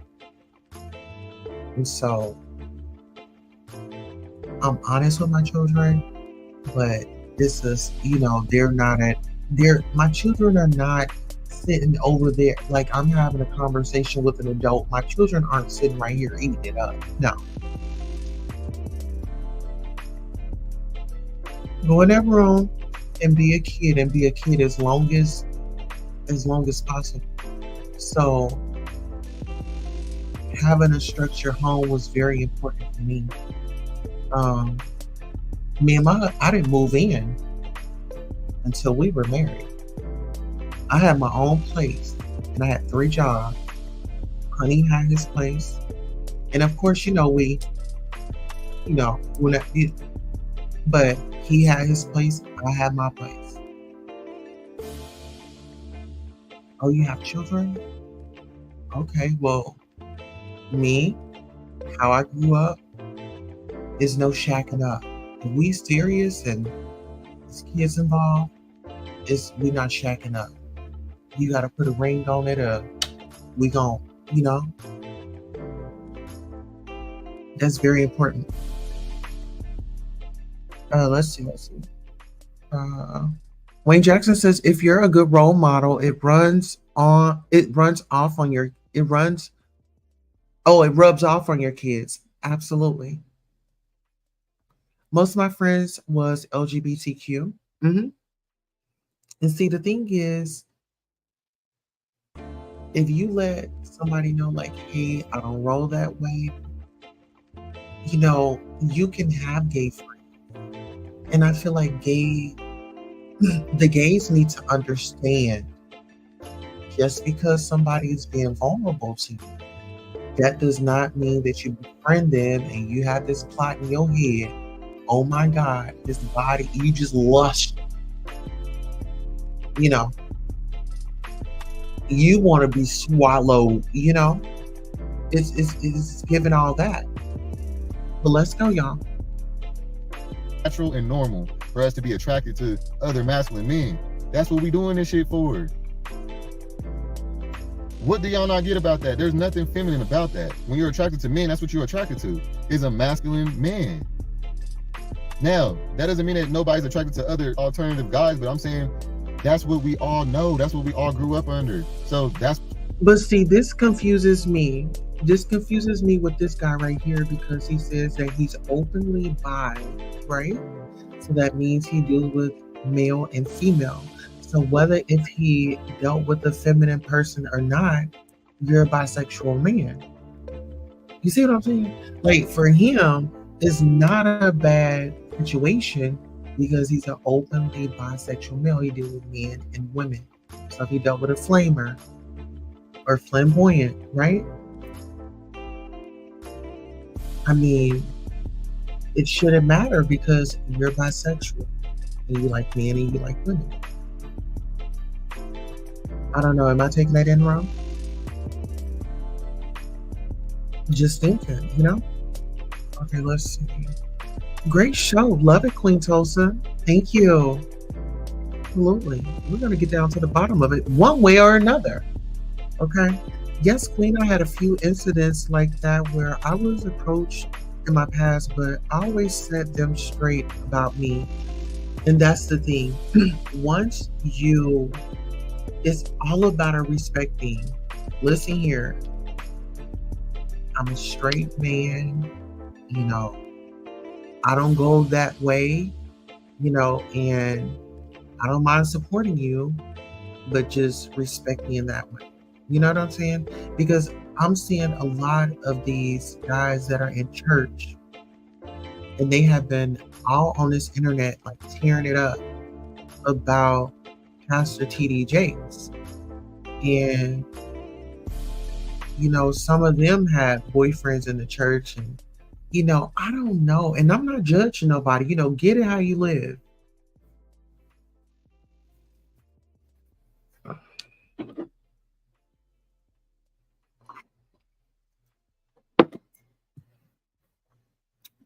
We're going to hear what our brother has to say about this. Okay, let's go. What we seen, that's all we know. That's what we attracted to. Mm-hmm. That's why it is. It's not because we're trying, that doesn't even make sense. Come on. Y'all just be trying to do anything to just throw us in the same box as y'all, of that punk ass, feminine, insecure, I'm shunned from society shit. That is not the case with masculine men. I'm sorry to break it to y'all. Even in this community, masculine men do not get looked at like that. I'm trying to tell y'all, I get pussy thrown at me all the time. I don't miss a beat. I'm good. I don't feel discriminated against about my sexuality at all. I'm just keeping it 1,000. You know what I'm saying? So, yeah, y'all, that's it for this one. Y'all know what to do. Like, comment, subscribe. We are. Okay? We are. Trust and believe. I get his points, but it's I get what you're saying. Some femme guys want to discredit them because of the way that they are portrayed by society. And you really can't help that. You can't help your looks. You can't help that. You know what I'm saying? Latasha Black says, my daughter married to a woman and she had a son first. Okay? Listen here. I had girlfriends. Okay, get into it. Girl, yes. Honey. I had me plenty of girlfriends. Life changes. And listen, we love her. We love her if she was with a man, with a woman, if she was single, we gonna love her because, for one, she's a beautiful human being. At the end of the day. She's a person that she deserves respect. you know? And that is just so easy. Whether we agree with it or not, we don't have to disrespect her. And you have those type of people out there as well, that just want to disrespect and just, want to get a moment, and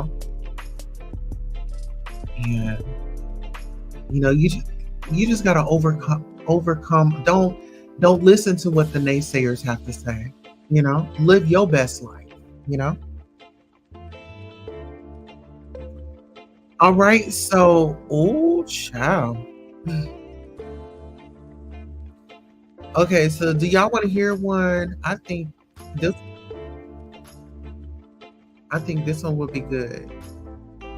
This one is about toxic femininity. Yeah, we love everybody. We love everyone. And this is the thing. Listen here. We love you. We want you to be the best version of you. Okay. Oh, let's do our daily devotional. Our daily devotional. Y'all give me a second. I got to do our daily devotional right quick before we go on.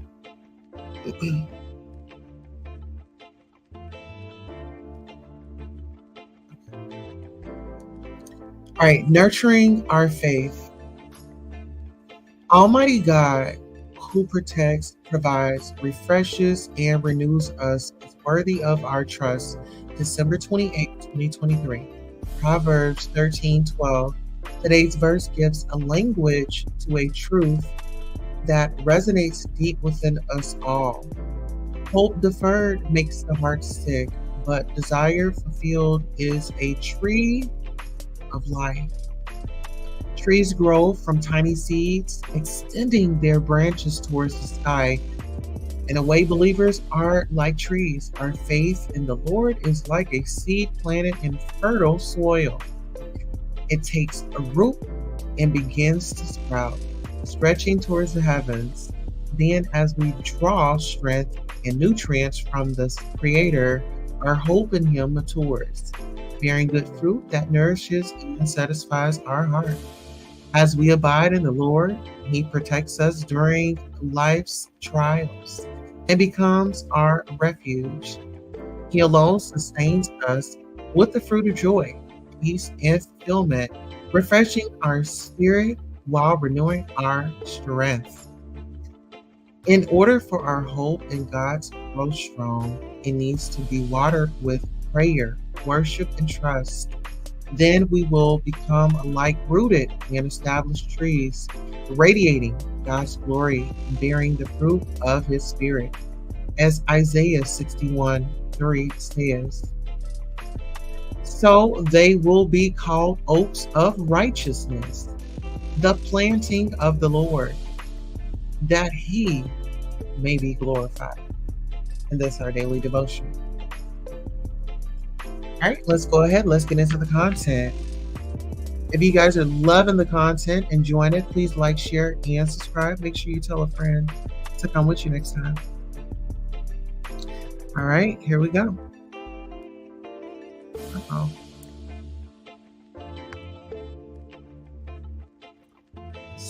So this one is toxic femininity.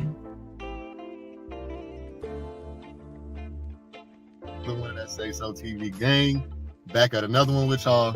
So it's a good ass morning, y'all. Also, I got some shit coming up for Say So TV that I'm excited about. I can't believe, you know what I'm saying? So shit's going good, shit's going up. So thank y'all for subscribing. Please continue to subscribe if you are new here. You know what I'm saying? Thank you, and continue to spread your boy to the masses, because I feel like all LGBT at least need to get to the boy. You know what I'm saying? Even if, I really think I'm for everybody. I think straight people, straight men, straight women, white women, black men, black women of all shades, all colors, all demographics, all classes can really learn something from your boy, or at least get something out of my video. So yeah, like my video so that we can get out to them. Yes, we surely are. And listen here, the Golden Child says, congratulations, Latasha. Absolutely. If it makes you happy, it makes me happy. Absolutely. I always let all my friends know if it makes them happy, then I'm happy for them. And that's all we can do, is just be happy for them. And guess what? some of our friends are going to make some choices and decisions that we just totally do not agree with, right?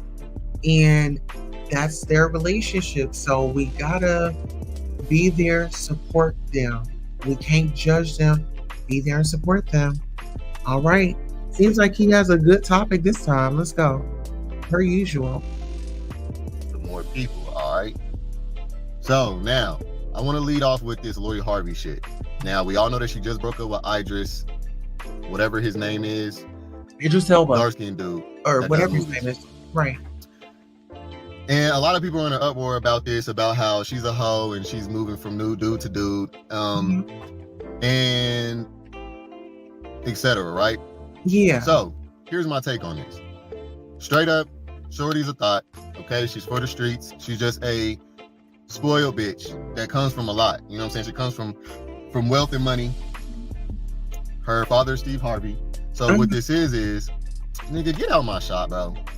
Get your ass out my shop, bro. Oh, I know that's right. Hold on. Latasha Black says nobody should tell you how to be. Totally agree. Let's go. But anyway, she is like the epitome of what all these modern women kind of want to be like. They want to have the freedom that men have had to have multiple options of women. This is why I don't like feminism. Women and feminism, this whole feminism thing, they just want to be like us, y'all. Women just so fucking upset and fed up with us running every goddamn thing, having the head and control of every goddamn thing. You know what I'm saying? Having the last say so and everything. And it's been like that for generations and decades, so I do understand why. They are tired of being... They don't like sexism in a way of where it doesn't benefit them, but when it benefits them, they all for it. Like, you know what I'm saying? I'm gonna get into that here in a second, but just to start off with the Lori Harvey thing. So in my opinion, she ain't doing nothing but what she can do, because to me, it's these niggas that she's fucking with that's the problem. How the hell do you get to go from Diddy, Michael B. Jordan, this dude, all these other dudes, you dated Diddy's son, I think, Future, all these other dudes. And everybody's like, oh, she's just dating them. Why does it matter? She gets to date them. Dating doesn't mean she has to be faithful to them or stay with them. She's not dating these niggas. She's in a relationship. She's going into relationships with these people. She's a serial monogamer, y'all. And the reason why I can speak on this from my perspective is because that's how my life has been. It's been a different motherfucker like every year, every 6 months to a year. I have done that, dating with all these different people. And all y'all want to sit here and glorify y'all, but let me tell y'all something. She's not fucking happy, y'all. I'm telling you right now. She's not like a for the streets bitch like, you know, Suki and Sexy Red and them that's, you know, cool with that, all these different niggas. She's a monogamer with all these different niggas. When you are trying to start relationships with all these dudes, honestly, I think she might be actually just doing it as a like business thing now. I don't really know if she's for real, or if, I think she might just be launching or helping these dudes with their careers or something.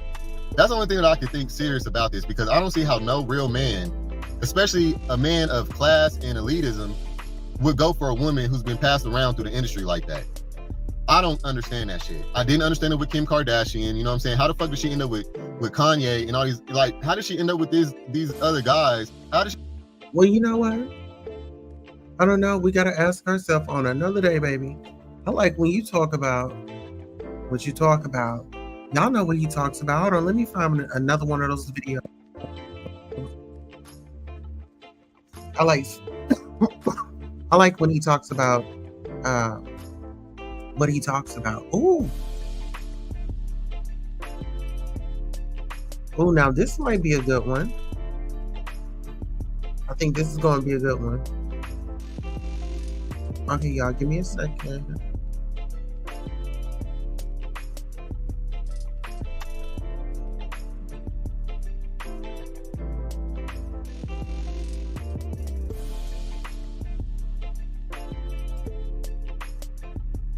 Okay.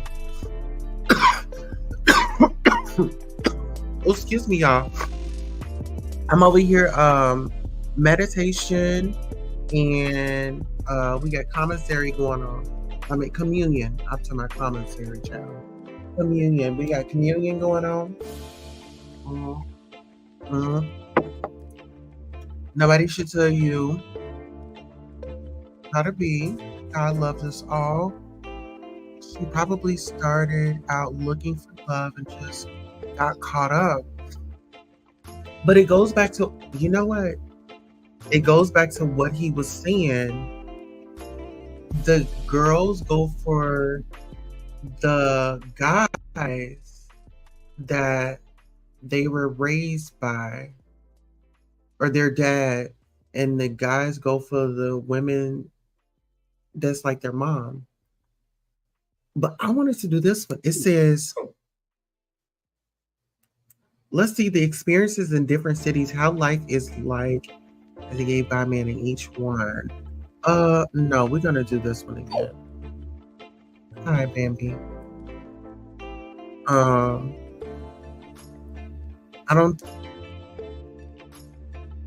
I'm talking to the people. You want to say hi to the people? I don't think they can. Okay, so give me 1 second. I'm actually bringing the video back up. You wanted to say hi to the people? Say hi to them. Bambi wanted to say hello to everyone. Say hello. Say hello. Give me your paw. No. Don't get up here. Give me your paw. All right. She says hi. All right. I told them that you said hi. Go lay down. Go lay down, mama. All right. Bambi says hello. She probably just started out looking and just got caught up. Okay. So here, let me go ahead and we can bring back the broken normally. Let's see what he's got to say, because remember in his last video he said that actually we didn't even like this video. We like it. So I'll like it and then I'll share on our community.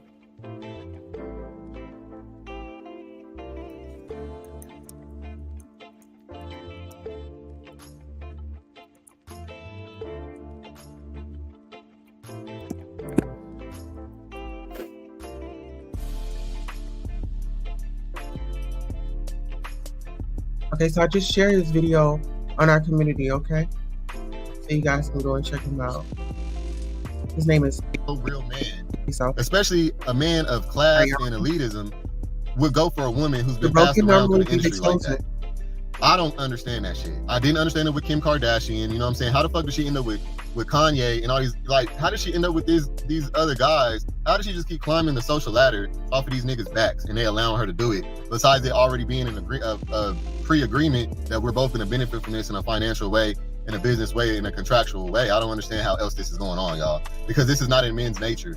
And if it is real, I'm gonna say this: if this shit's real and this bitch is really getting to have a relationship with all these different niggas, this goes to show that these men who are considered high value are not really high value. Because if you can get to this point of success and you still feel so low of yourself to go and fuck with a leftover of backwash like that, one thing about me and most men, now, we all got a past, so I'm not getting ready to judge you if I don't know nothing about your past. Like I said, what I don't know won't hurt me. But bitch, you've been fucking with all these niggas in my same field, in my same industry. So that means I know these niggas. I probably done shook hands with these niggas. I probably got to go to events with these niggas. And you mean to tell me that none of these niggas give a fuck? Have y'all noticed that all these niggas that she get with, they don't never say shit? This is contractual. I don't believe that this shit is real. I'm keeping it 100 with you. Because a motherfucker who really wants to be in relationships and wants shit to last, when they have the ability to last with somebody, they'll stay with them. You know what I'm saying? She has that ability. She's not doing it. The only thing I could think of is contractual. She also doesn't have to, because she got her dad and all them and they money and shit. She don't really need these niggas for money or nothing, so she can just kind of play this game. This is frivolous for her. Well, let's just this. Really, we don't know what she's doing with these guys, and if it's contractual, what's wrong with her getting to the bag? It's like we got Taraji out here, and no wonder. Listen, she could be an actress, but Taraji's out here crying. We got Monique out here crying.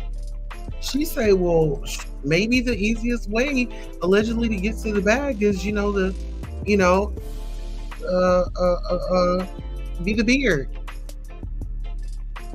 Be the beard. We don't know. Latasha says the broken is normally the chosen. Yeah, the broken is normally the chosen. There are plenty of people out there that never find true love their entire lifetime. And some people end up settling for what they can get. And everybody wants to be loved. If you say you don't want to be loved, or you don't want that that companionship, and the longevity of a lifelong partner, like,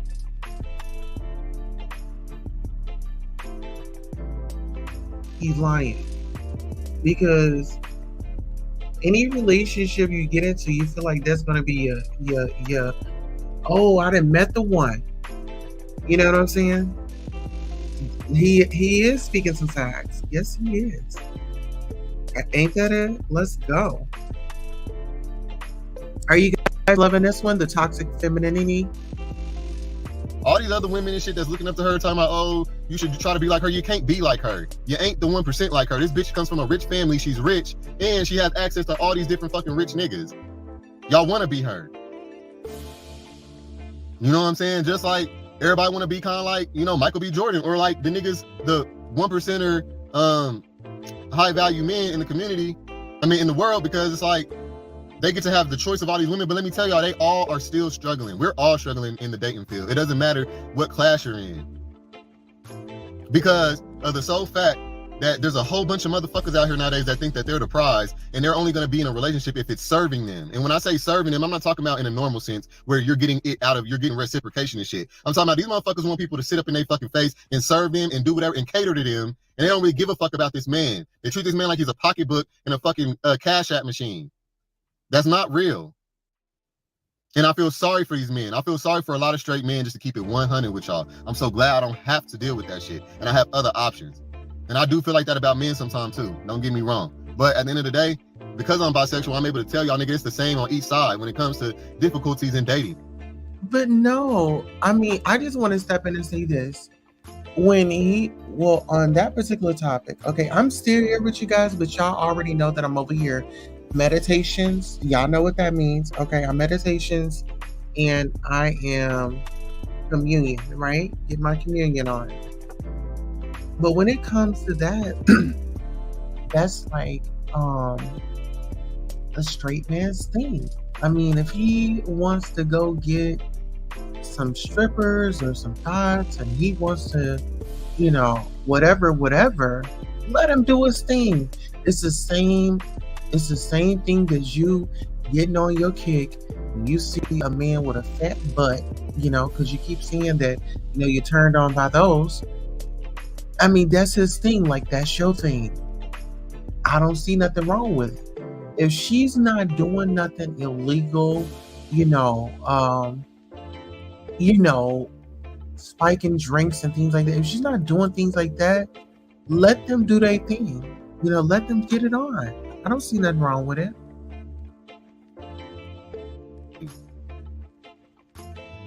These bitches done got entitled as fuck listening to these hoes on these fucking rap songs and shit, thinking that these motherfuckers deserve all this shit. You bitches don't deserve none of that shit just because you got a fucking pussy and you look good. Because a man has to work hard and provide in order to be fucking accepted or appreciated or even loved in this world. And that's the reason why I don't fuck with feminism. Because y'all want to have all our shit. Y'all want to be able to be like men, right? Y'all want to have the same equal opportunities as men and be able to move around here and be hoes and shit like men, right? And when somebody says something about it, y'all got a problem with it. But guess what? If men was to come together and say, you know what, well, fine. We don't want to provide and protect no more. We don't want to do all this no more. Just to be treated well and shit. Because I promise you, most men, we don't feel like we worth shit to nobody unless we're providing something for them. Nigga, motherfucker don't give a fuck about you as a man for real unless you're doing something for them. Women, y'all get to be loved, accepted, put into places in these social crowds and climb social hierarchies and shit just because y'all can look good. Put on makeup and hair and you know what I'm saying? Y'all just because y'all just get in shit and get shit because you're a girl. That's also misogyny. Because if that wasn't the case, if y'all gonna call misogyny us not wanting or liking y'all to be hoes and shit, then call getting into the club free because you're a woman and all that shit. That's all misogyny. Us holding the doors open for you bitches while you get to walk in before us and all this other shit. Us sacrificing ourselves in the cold for you bitches and shit, thinking we supposed to come last on every fucking thing for y'all. If that's the case, wipe all that shit clear. Let's go ahead and go equal on every fucking thing then. If that's the case. You know what I'm saying? I just wanted to address that shit because I'm sick of people talking about misogyny. And if that's the case, if this makes me a misogynist because I believe this, what I'm talking about, well then cool. I'm speaking real shit. And y'all know it. All right? Oh, I don't know if it's I don't know that Jerry Curl juice is getting up into his brain, honey. You know what I mean? I don't know what's going on. He went rat-a-tat, rat-a-tat, tat, tat, tat, tat, tat, tat, tat. He went rat-a-tat-tat on us, didn't he? Wait a minute. Girl, that was too much. Leave the past behind, okay? Girl, that right there, that was too much. Wayne Jackson says, I'm so blessed every day to have the wife. I have a bee building a wonderful future with. Oh, okay, so I'm so blessed every day to have the wife I have to be building a wonderful future with. Yes. I'm not a victim, child. Trigger warning, trigger warning. Shout out to Sergeant King. Okay, get into it. Listen, I mean, please, okay, girl, it's giving, child. Let's go. I feel like this is not only toxic femininity, but also female narcissism. Straight up. Like, and I'll put it in this context. Lori Harvey, female narcissist. Sierra, not a narcissist. But they have a similar walk of life. Okay? Sierra has had her field of dating. She's went from different dudes in the industry as well. But guess what? This woman done got married though. She done had kids though. She's well, at least what we know. She's sticking by this dude's side, right? I forget his name. I think he's a football player or a basketball player here in Denver. I forgot. But what I'm saying is, even though I don't agree with everything that Sierra done said and made music about or whatever, at the end of the day, I can recognize in her, okay, like, you a real bitch though. You know what I'm saying? Like, you not out here, you know what I'm saying? Okay. You don't know what Sierra is, and oh, child, now. My meditation is kicking in, y'all. Okay, listen here. Wayne, you make a very, very, very good point, and that's the reason why I kept it up there, because a brother that has a wife, you know what I'm saying, you're building your beautiful life with your wife, right? This guy says that he's bisexual. You could have fooled me, because this is what it's given. It's given, are you really just, getting with these girls so you can, see who they homeboys are, so you can see who got the fattest butt, so you can try to make a move on them. And see, this is the thing. You gonna make the move. This is my thing. Those down low men out there, you're down low and you're saying that you're willing to take a risk on a dude that's sagging his pants, and you would grab his butt off. I mean, you would get a handful of it. You know what I'm saying? And some dudes, they don't even like to wipe their butt. So, I mean, just the thought of that. But anywho, Wayne Jackson says, sounds to me like he doesn't like women. I can agree with that statement. That's a fair statement. Sergeant says, exactly, Wayne. Hello, Queen. Hello. How you doing? Okay, get into it. HH's scars for real. Just listen to him. Child, that is a lot, isn't it? I love you too, Wayne Jackson. Thank you, my love. Absolutely. And I love it. And this is the thing. Wayne Jackson now is nothing like that, but I love a brother that stands up and that's showing up for the community, and it's nothing, no ulterior motives and things like that, right? And nothing is taken out of context. Nobody's offended. Maturity, okay? That's what maturity looks like. And a man that's comfortable in his skin. You know what I'm saying? Because I feel like a real man doesn't have to go back and forth and do all that, you know? I mean, at least the men that I know. Okay, get into it. Who this man talking? Harpo.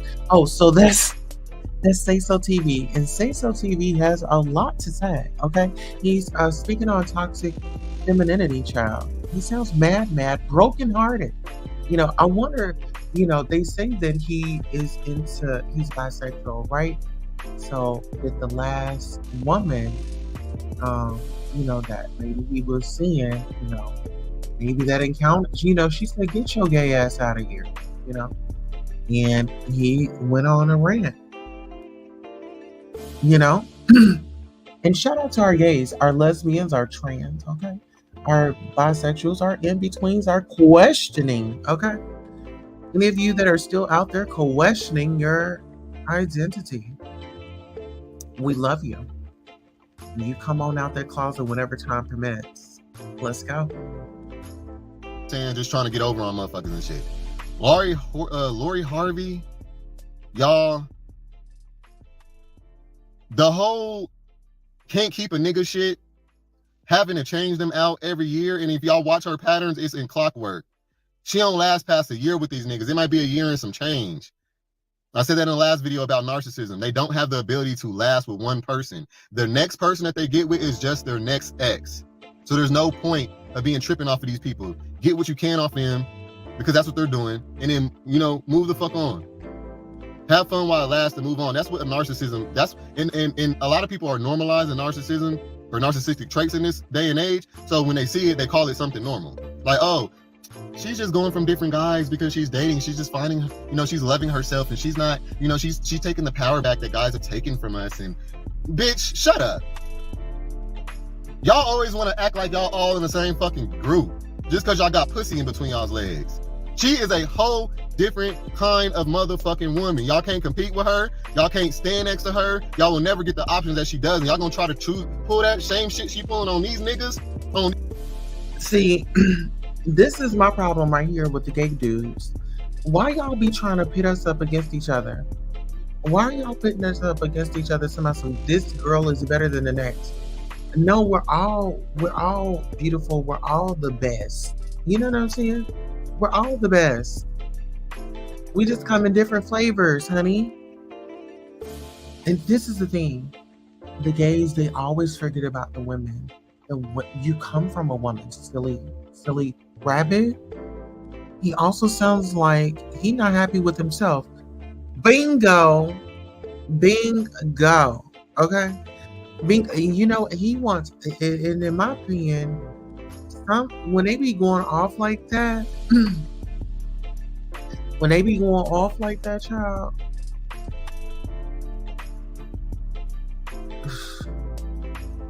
let's go. Swallowed up. Have you ever been swallowed up?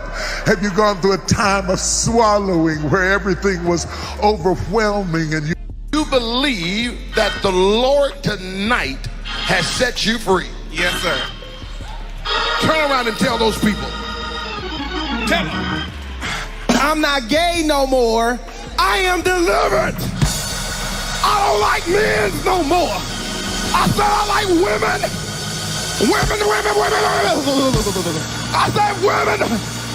I'm not gay. I would not date a man. I would not carry a purse. I would not put on makeup. I will love a woman. Now listen, y'all praise God with him. Hold on, wait a minute. Somebody believe God with him. Hey!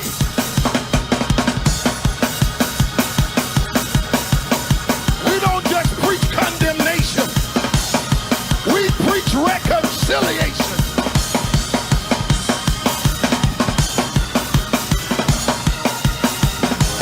Hallelujah! God, help him, Lord. Help him, Lord. Help him. I wish I had some shown up believers that'll come down here and dance with him and tell him you can do it in the name of Jesus.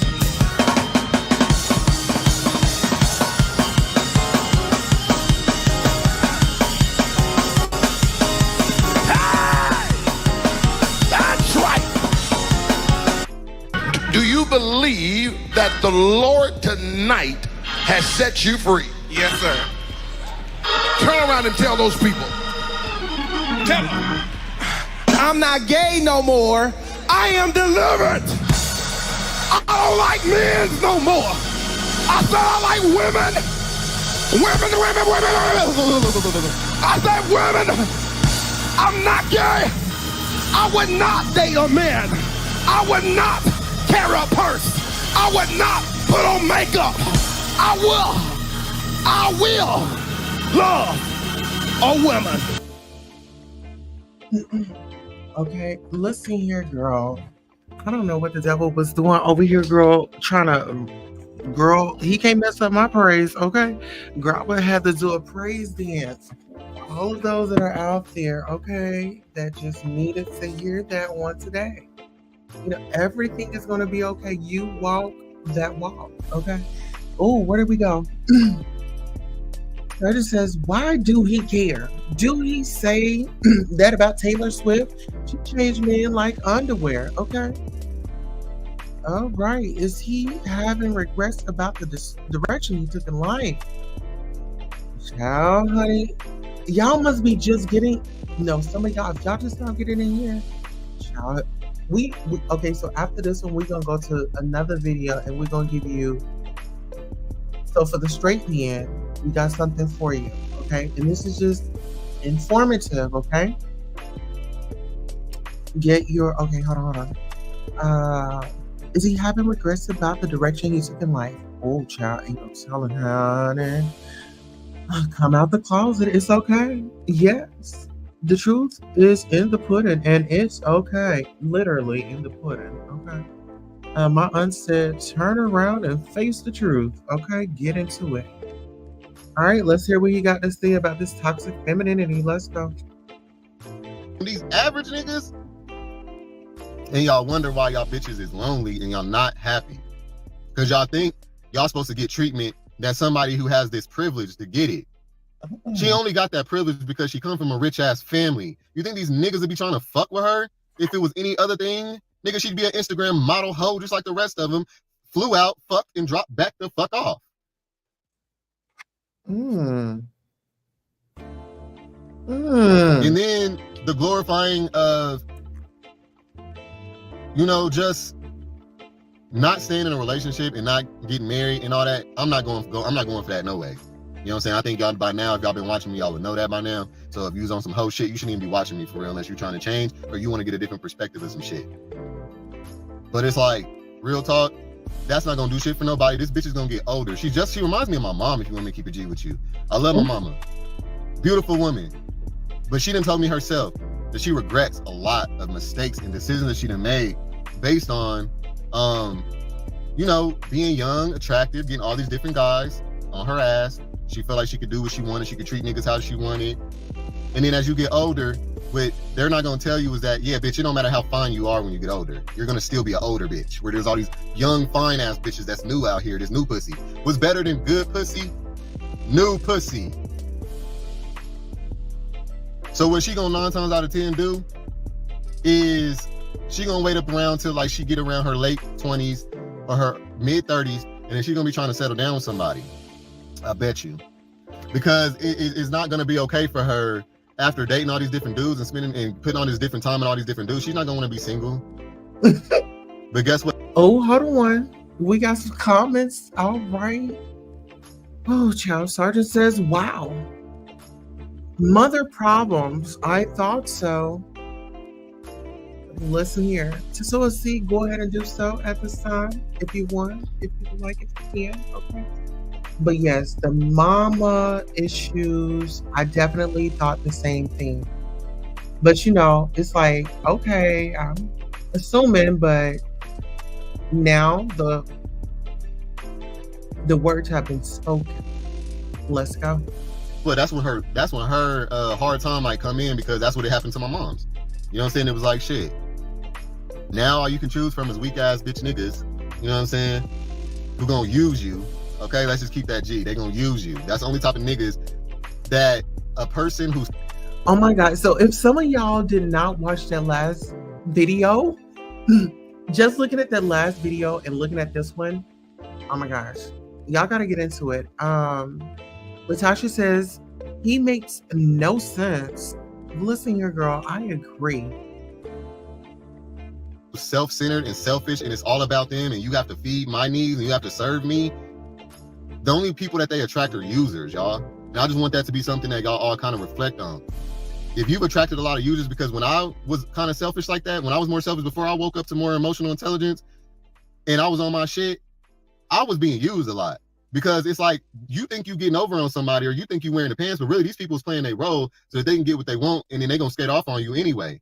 Because you're not reciprocating real love and energy and real attention and real respect towards your partner. So they're not gonna stay with you. They're just there for whatever the reasons are behind that is. They may need a place to be. You might be closer to where they work. You might, be more convenient. But a selfish motherfucker don't get real people fucking with them like that. They might in the beginning, but after a while, nah. Because then a real motherfucker's not gonna sit around that after a while. They can tell. Something ain't right here. Like, why the fuck? Is it like, this is all about them and I'm just a pocketbook, or I'm just, a trophy on the side, or I'm just something to make them look good type shit. So yeah, y'all, I think it's all contractual, to be 100 with you. I think that these dudes is getting in these relationships with this girl to boost their career, boost hers. I don't know what the fuck, but honestly, the shit is classless. It's embarrassing to see that this woman got all these options and what she'd rather do is be a 304. Because just like I said in the other video on body counts, she's still a penetratee. So you done been fucked by all these different niggas. I wouldn't be wifing no bitch like this. Kim K, her, all these bitches that go from nigga to nigga in the same industries and shit, these gold digging assholes, I would never cuff these bitches. I don't know what's wrong with you niggas. These new day, this is this new modern man shit. Why the fuck why did you even fuck with her after she broke up with Michael B. Jordan? Michael B. Jordan, why did you even fuck with her after she broke up with Future and the 3 other 4 niggas and shit? How many niggas has she been through? I wouldn't give a fuck. Not one bitch or one nigga is ever gonna be that important, nigga. All these other fine ass motherfuckers in the world, I wouldn't give a fuck about this bitch. All right, y'all. Well, listen here. We gonna have to tone that one down. That one had a lot going on up in there. Okay.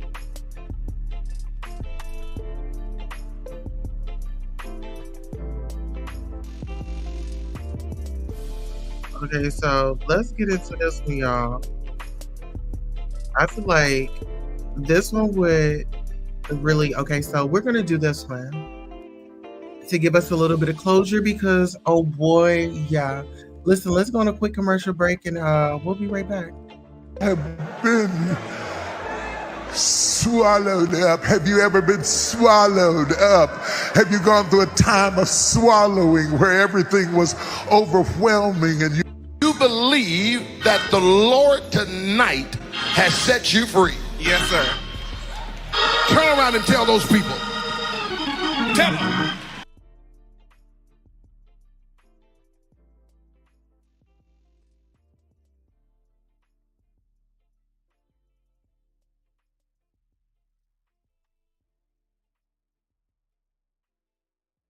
On you, because there's a couple times I remember when niggas was trying me on some DL shit and I would always not go just because I was so paranoid about being found out and all that.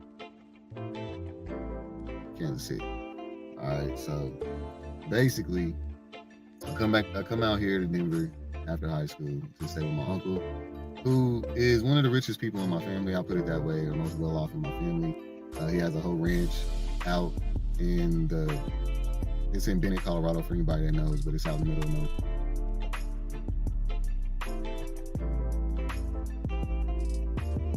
All right, sorry about that, you all. Here we are back. So this is coming out story.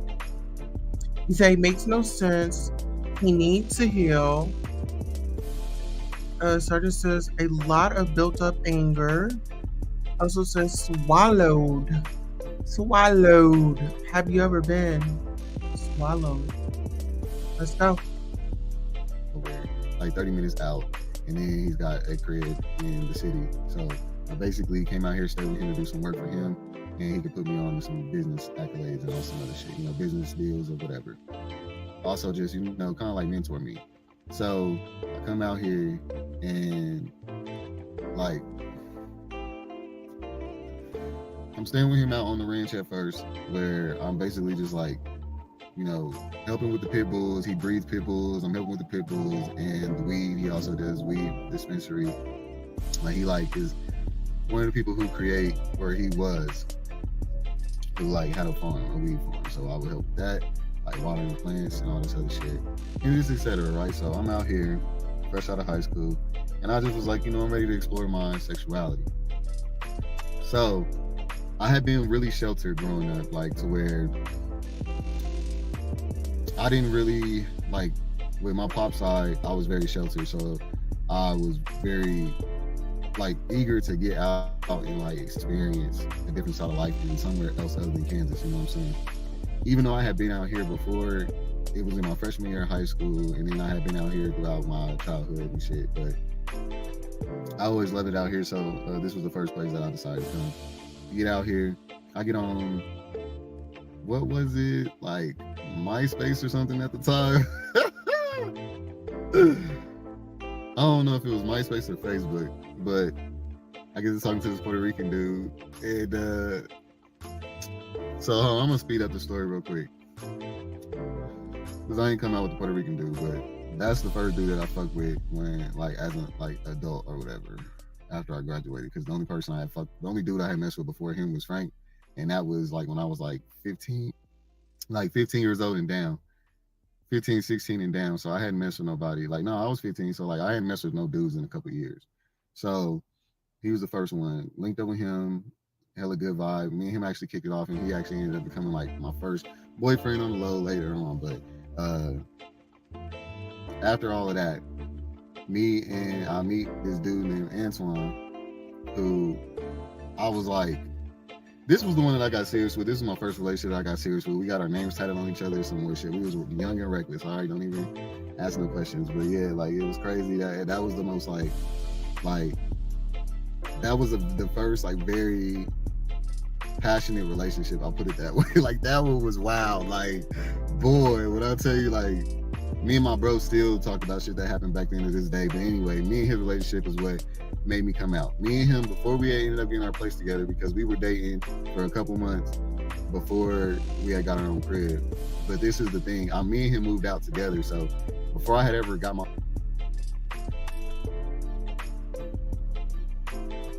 And child, this is going to get very interesting. So I want you guys to get your popcorn.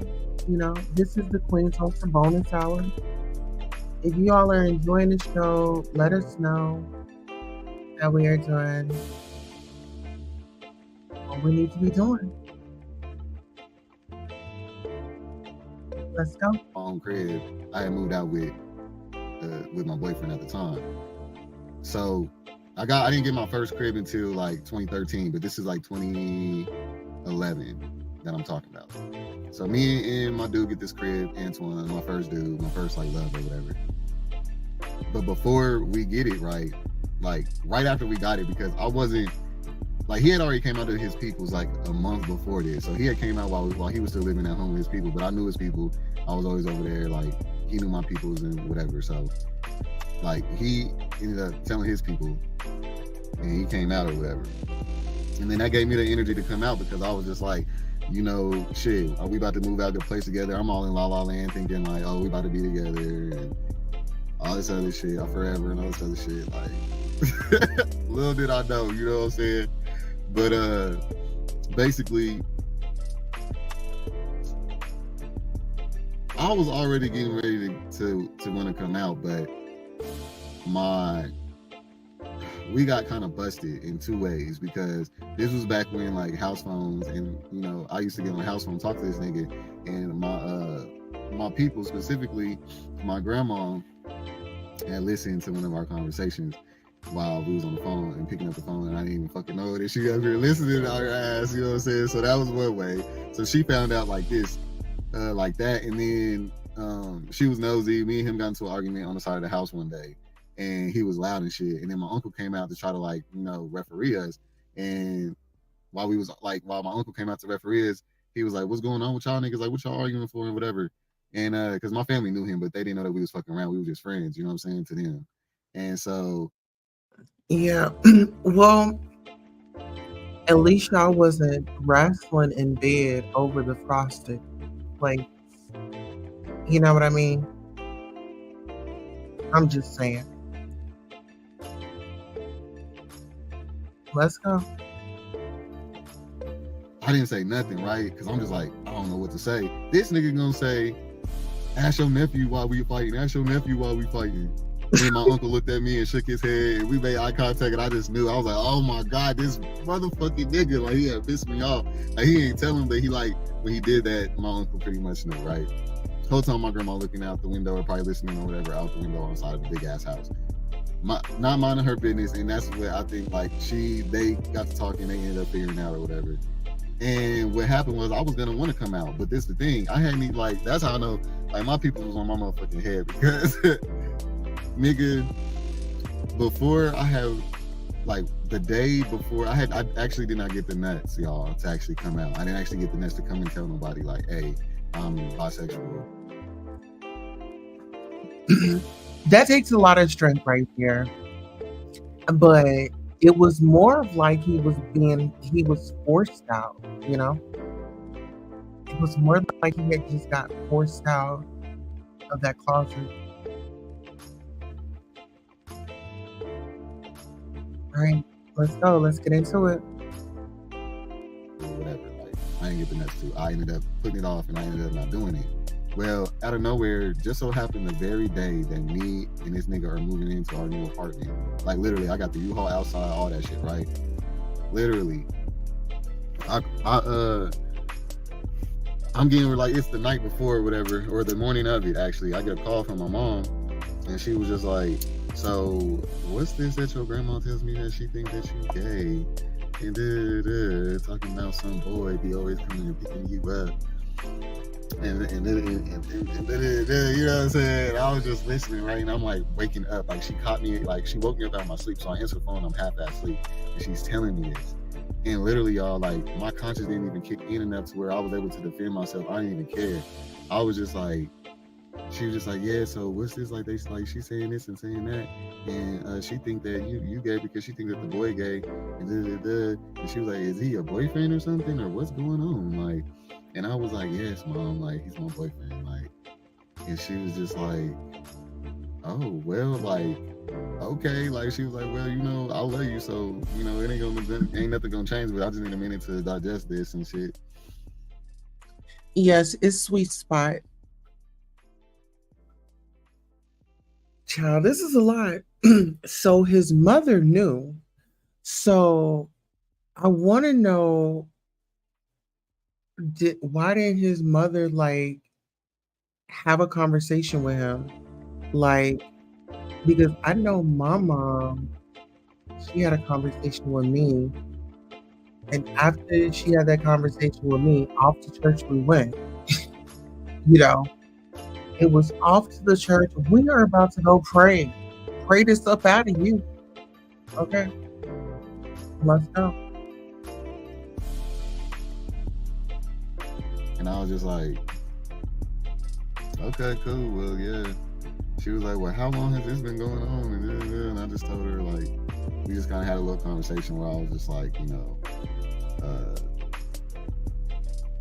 I've always known, I just ain't been acting on it for years, but, you know, I don't remember if I had told my mom. I know I eventually told her, but I don't think I told her right then and there that it was, you know, that I lost my virginity so young and et cetera or whatever already. But, like, yeah. And to respond a little bit to some of the, like, responses I got on my video about my first time losing my virginity or whatever, and people were saying that, like, my first groomed me and shit. my aunt that's like my sister that's the same age as me, I told her this, what she knows about the whole thing, and she told me the same thing. That's what she said. She thought that too, that he like groomed me or like he like, you know, molested me or something. But the thing is like I'm not gonna necessarily 100% disagree with that just because of the fact of how it all turned out or whatever.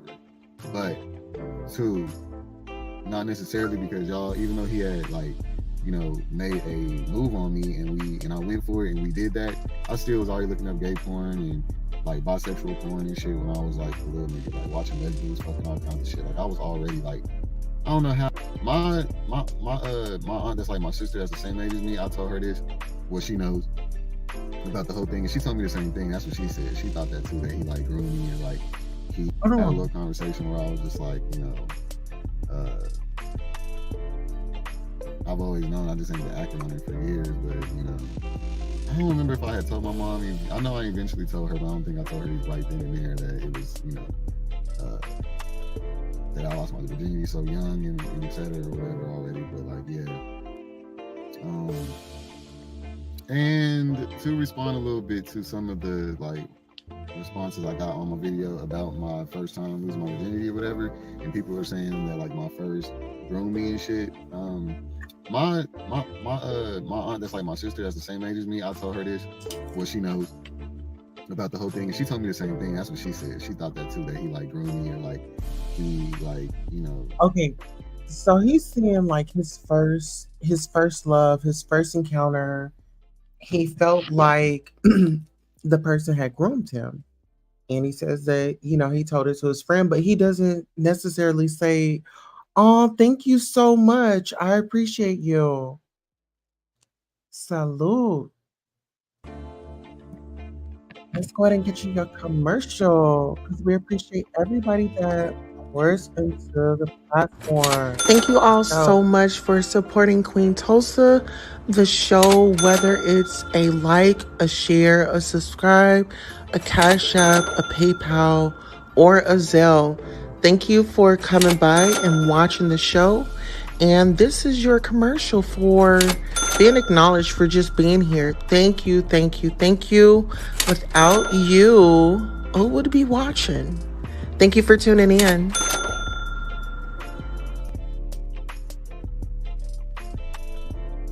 All right, and just a simple reminder, Queen live in the field, Queen Tulsa is a content personality that's broadcasted on YouTube, Instagram, and other social media. Please like, share, and subscribe to this independent channel for the people. Donations go to building this platform. Thanks for taking the time to like. Remember to hit the like, share, and subscribe button. Molested me or something. But the thing is like, I'm not gonna necessarily 100% disagree with that just because of the fact of how it all turned out or whatever. But two, not necessarily because y'all, even though he had like, you know, made a move on me and I went for it and we did that, I still was already looking up gay porn and like bisexual porn and shit when I was like a little nigga, like watching lesbians, fucking all kinds of shit. Like I was already like, I don't know how, it was because I was exposed to like porn, you know, straight porn, but like, you know, like your parents would leave around like the afro butts and big booty number 6 and shit like that, you know what I'm saying? Like they leave the DVDs around, so I'll pop one of the motherfuckers in me. Oh my goodness. Child, he is not lying. I mean, child, I didn't know anything about that. I learned about like the magazines and stuff. I got into it with this dude. What was his name? I don't know, but I got into a fight with him. I think it was like behind my sister. He had said something to my sister about her, and I went at him. But let's go. And my cousins and shit, we used to watch that shit. And so like it all kind of just started from there, like where like, you know, the learning about sex and stuff. So I didn't necessarily consider myself like molested or, you know, nothing like that. He was just a couple years older than me, 3 years older than me, 4 years older than me, something like that. But like, I knew what I was doing. But yeah. And then basically shit, just to go back to the coming out story, basically after that, I told my mom on the phone, and like literally right after that, y'all, like my mom told the whole family because like right after I get a phone call from my cousin. He's like, "Cuz, I'm proud of you. Like, you didn't came out, cuz." And And my other cousin called me and she's like, yeah, so I knew it. Like, you was like, so was them relationships with them girls fake? And I was like, nah, they weren't fake. Like, I'm really bisexual. Like, that's when I started having to really understand that these people, like, people do not believe in bisexuality. Like, Right. for real. Right. They really don't, bro. So, yeah, I was just like, yeah, it was, you know, it was funny. It was fun. It was weird. It was scary. Like, Yeah. it was exciting. It was all those things. Like, But see, at the end of the day, you own like when you own your truth, it's a different vibe. It's a whole different vibe. When you just say, you know what, I'm not lying to nobody else. Really, you're lying to yourself. You know, and I know I don't want to tell myself lies. You know, so like it's definitely a good feeling when you're able to walk in your truth and you stand in your truth. And the people, like I said, the people that love you, they will be there. The people that aren't, I mean, to hell with it. You know, eventually they'll come back around, but you have to be selfish. Like you can't be living for someone else. They live in their life. They're not, you know, when they falling short, you know, you don't get to go over and check them. You know what I'm saying? Or I don't know. You don't get to go over and dictate their life and how they move. Let's go. I will say I didn't have a negative response from my family like I thought. I thought I was really in a homophobic environment because there was no other gay people in my family. Like, I didn't know nobody gay in my family. Like, there still really isn't anybody else openly gay besides my auntie that, like I told y'all, that's the same age as me, but she's a female. There is no gay men in my family or no bisexual men that's open. You know what I'm saying? So, you know, and then just other shit that I done heard, whatever. But what I realized is that people fuck with you for you, but also masculinity helps. And I'm not gonna cap. Like, I can tell that it does because even though they all, you know, gave me their opinion on it, they all also on the most, like, on the low key, and even some just blatantly said it. That, yeah, I ain't fucking with that sissy shit though. Like, but you know, you being a man that like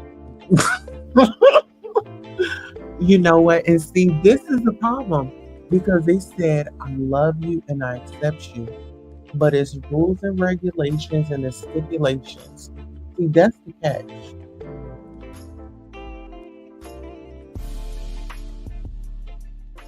What the heck? Y'all, hold on.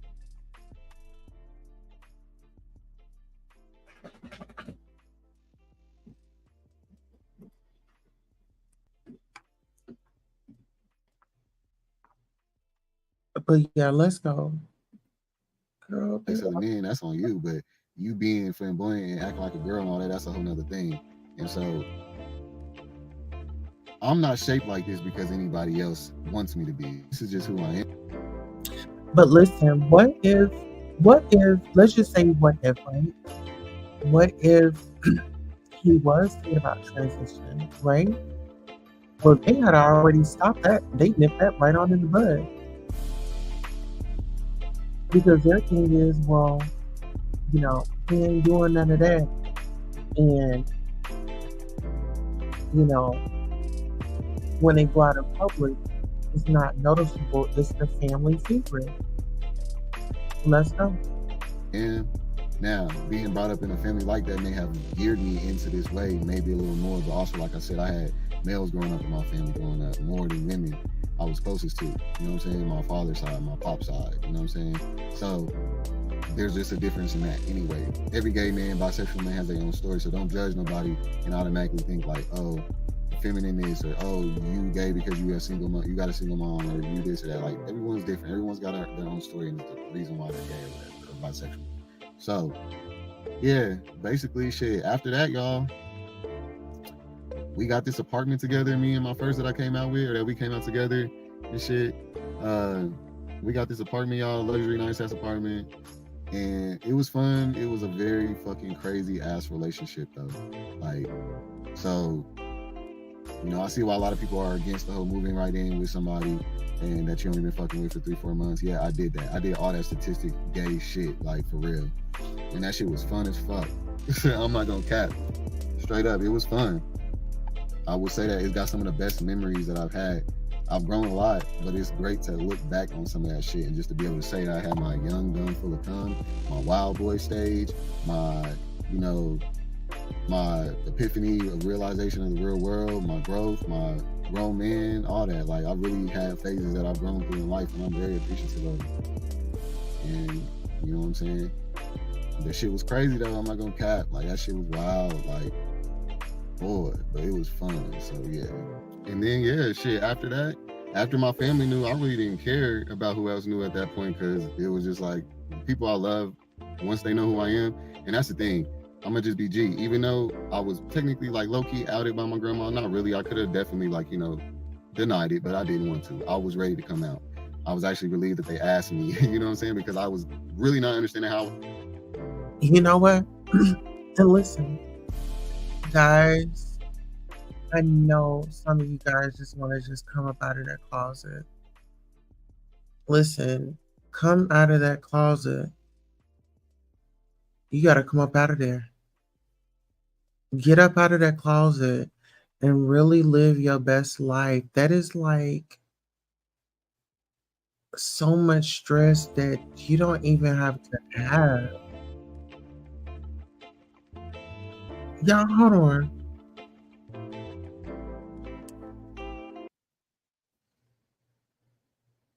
Girl,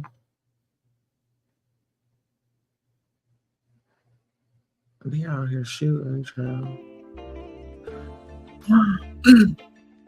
All right, so let's go ahead and get into it.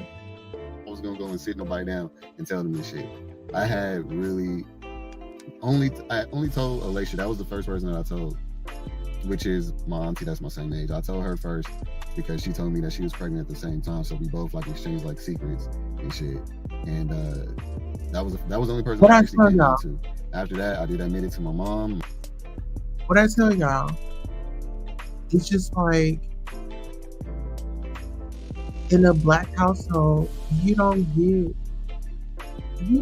the freedom to really to expression to that extent. You know what I'm saying? Because of how you're raised and what they tell you. You know? My family. After that, my grandma asked me. After I got off the phone with my mom, I just told her.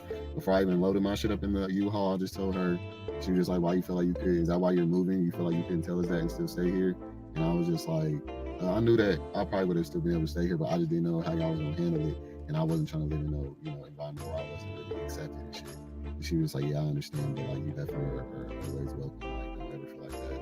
And you know, we love you, like, you know what I'm saying? They did reassure me, so that was great, you know, but I still want to get the fuck and get in my own shit with this nigga so we can fuck all the time, do whatever the fuck we wanted, and exactly what we did.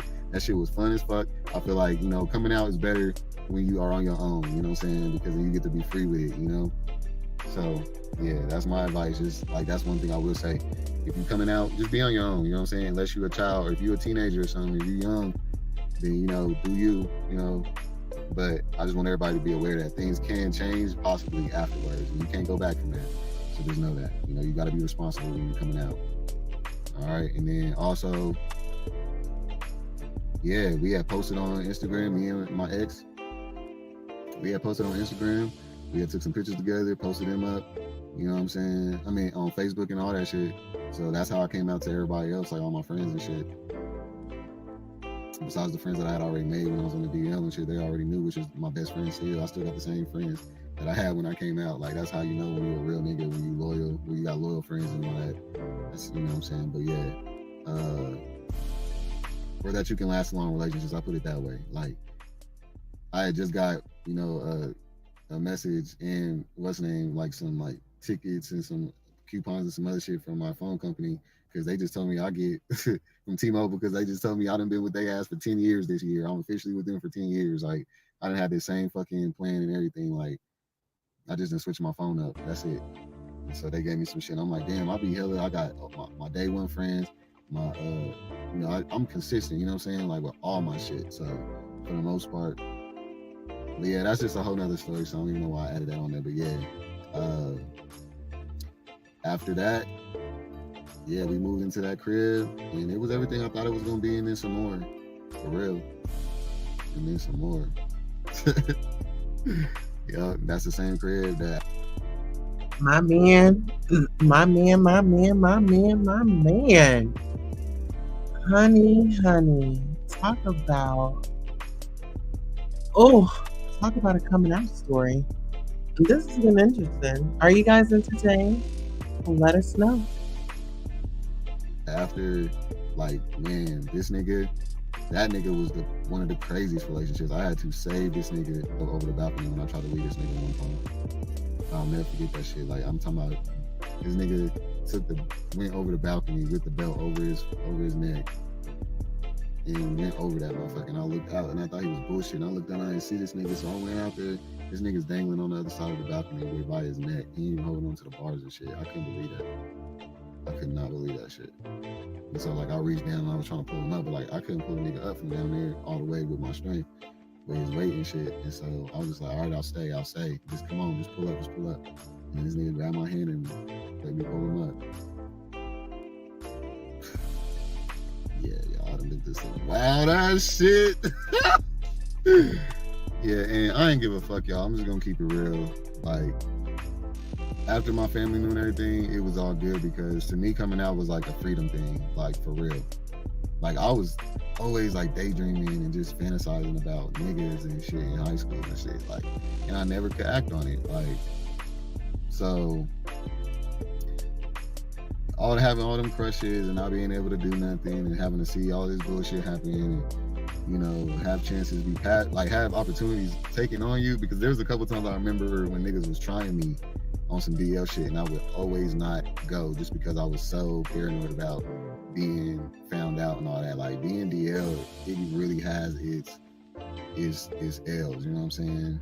And I feel like I've caught way more dubs than I had ever caught when I was on the DL, even though they both had their pros and cons slightly, because you'll get certain access to more dudes DL than you would when you out to certain groups of dudes. Yes, that's true. But for the main majority, if you out, but you still carry yourself like a nigga like me, I'm trying to tell you, as long as you gonna keep it on the low and you don't get no reputation of outing niggas and shit like that, for the most part, I be having good luck with DL niggas too. You know what I'm saying? I really do. And I'll be some of the first ones.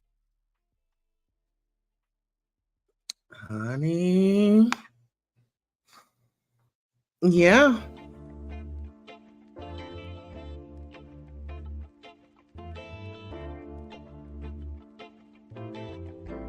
You know, very interesting journey, isn't it? Let's go. One that they didn't really went for, because I'd be brave enough to go for them. Like, you know what I'm saying? A lot of niggas don't have them nuts, you know what I'm saying? So it's just, it all just depends.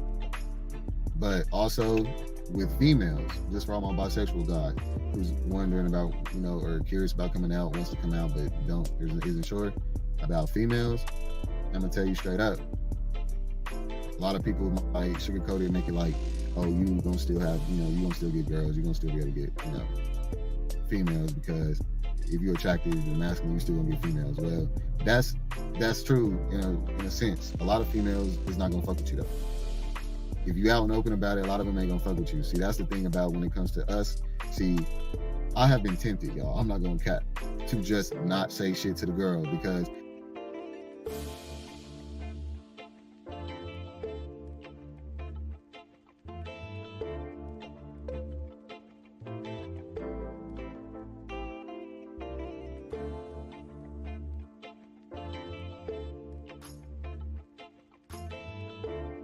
I'll be looking at it like, But is that wrong that some women wouldn't?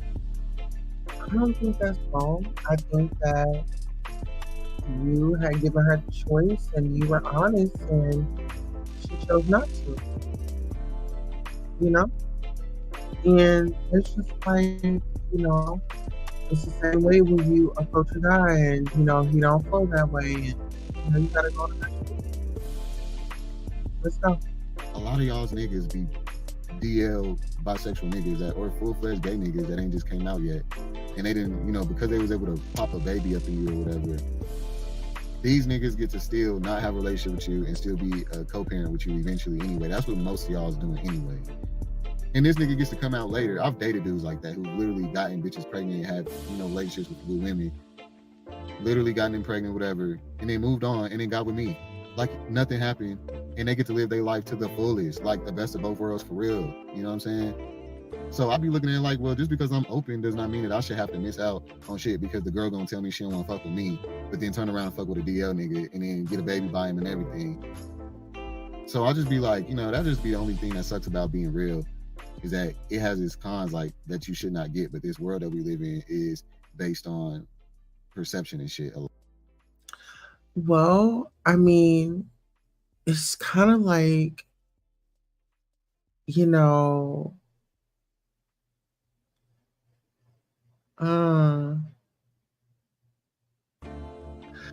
mean, when you compare it that way, but I don't know. But it's some women out there that do, you know. It's some women out there that, that do be okay with it, and they don't mind. Trust me, it's women out there that are okay with it. So don't make it, he's making it. Hey, some women may not, but there is some women that. Such and such, yes, be upfront, let the woman know. Absolutely. Let's go. A lot, so it's not about what's real all the time. And that's what I feel like a lot of DL niggas understand, and that's why they remain DL. And I do not have nothing against them for that, because this world, just because I'm brave enough doesn't mean the next nigga is, you know what I'm saying? And at first I would look at them like they some pussies, but then as I go through the world as an openly gay dude, I look at how, okay, if I would have stayed DL, I could have got this off. Like, it's only it's like a few things that happen. It's really rare. It's not a lot. But like I said, I still get way more opportunities because of the fact that I'm open about my shit. I've taken way more dubs. I'm talking about job opportunities, collab opportunities, money. I done lived off of, like I told y'all in one video, I lived off the gay community for a minute. You know what I'm saying? Like, for real, you get a lot of opportunities, and just the way that people receive you, you get more real interaction, and you feel more like valued, and you feel more respected because it's your real self that's being treated however you're being treated, as opposed to when you DL. Okay. People not really, you don't even really know if these people is genuinely fucking with you. They fucking with your persona. You know what I'm saying? So yeah, that's just something to think about. All right, and so to talk about gay bashing, I wanted to hit on that. Period. Personally, I do not recall any gay bashing being done to me. Not after I came out. When I was younger, there was some things that happened where I went through some shit when I was younger in high school. Like, I might actually get on that topic one day, or I might just give y'all a little summary real quick. But basically, the way I got to, into fighting and learn to fight a lot is because in high school I used to get bullied because of my pretty features. I used to be very my hair used to be I used to be called the boy with the baby hair, all the way through middle school, because everybody else could have these sharp ass lineups, and then my shit was always so curly and everything up there, and it was just and straight and shit. So it was just I always used to get picked on just because of the fact that I look different. All the girls like me, you know what I'm saying? So a lot of dudes just didn't like me. I had my little group of friends that I fuck with, and we all was real tight, and I was cool with that, you know what I'm saying? But outside of that, yeah. And these dudes had made this page about me that I had beefed with over this girl back in high school, right? These niggas gonna make a page about me and was, talking about how I was gay, I said this shit, and I had never been passing on niggas, so nobody would even think that shit. I thought that they was just clowning me. They might also picked up on there too that, I made a gay cross back then. I don't know. But whatever the case may be, I did get bullied with that. They made a whole Facebook page about me. Took my pictures from mine, posted them, plastered on there. I'm a bitch ass nigga. that they were just talking shit. Like, but that was like, you know, the only form of gay bashing that I had experienced when I was younger. All right. But like, I also wasn't an innocent ass nigga. I was a little badass. Like, y'all, Regina George, my nigga, hood boy Regina George over here. Okay, like I made a whole book, like it was like a whole little book. This is before the movie even came out, y'all. I'm dead ass. Like, this is somebody never repeated to nobody, but I'm just keeping it G. I'm just being transparent. I never repeated this, but yeah, y'all. Back in middle school, I had made a burn book, and it wasn't even called a burn book or nothing. I just made this, like, I just like was writing people's names, like, cause they was always picking on me and shit. So I had made this book where these brothers, they was all jealous because I had more money than them. I'm just gonna keep it G. I came from a family that was upper middle class, but they sent me to the hood school. So that's why I had this whole like preppy hood nigga, you know, persona in a way, because that's been a makeup of what I've been around. I've had a mixture of class and hood growing up, you know what I'm saying? So I had all the J's, I had all the new shit, all the new gear. I was fresh as fuck. I was handsome as fuck. I was just dope. And I was good at sports and everything. Plus I had my first car when I was 14. So I was already driving to school. I want to see this. I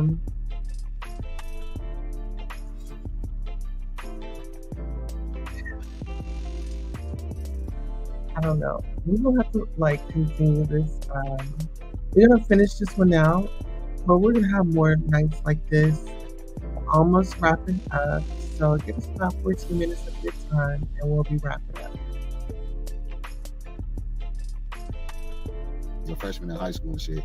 So anyway, motherfuckers used to fuck with me. I used to motherfucking get, you know, have to get some steam off. So I made this book where like, or this little notebook where I would just write motherfuckers' name in it, and I would like say like the evilest shit that I would think to myself about these motherfuckers.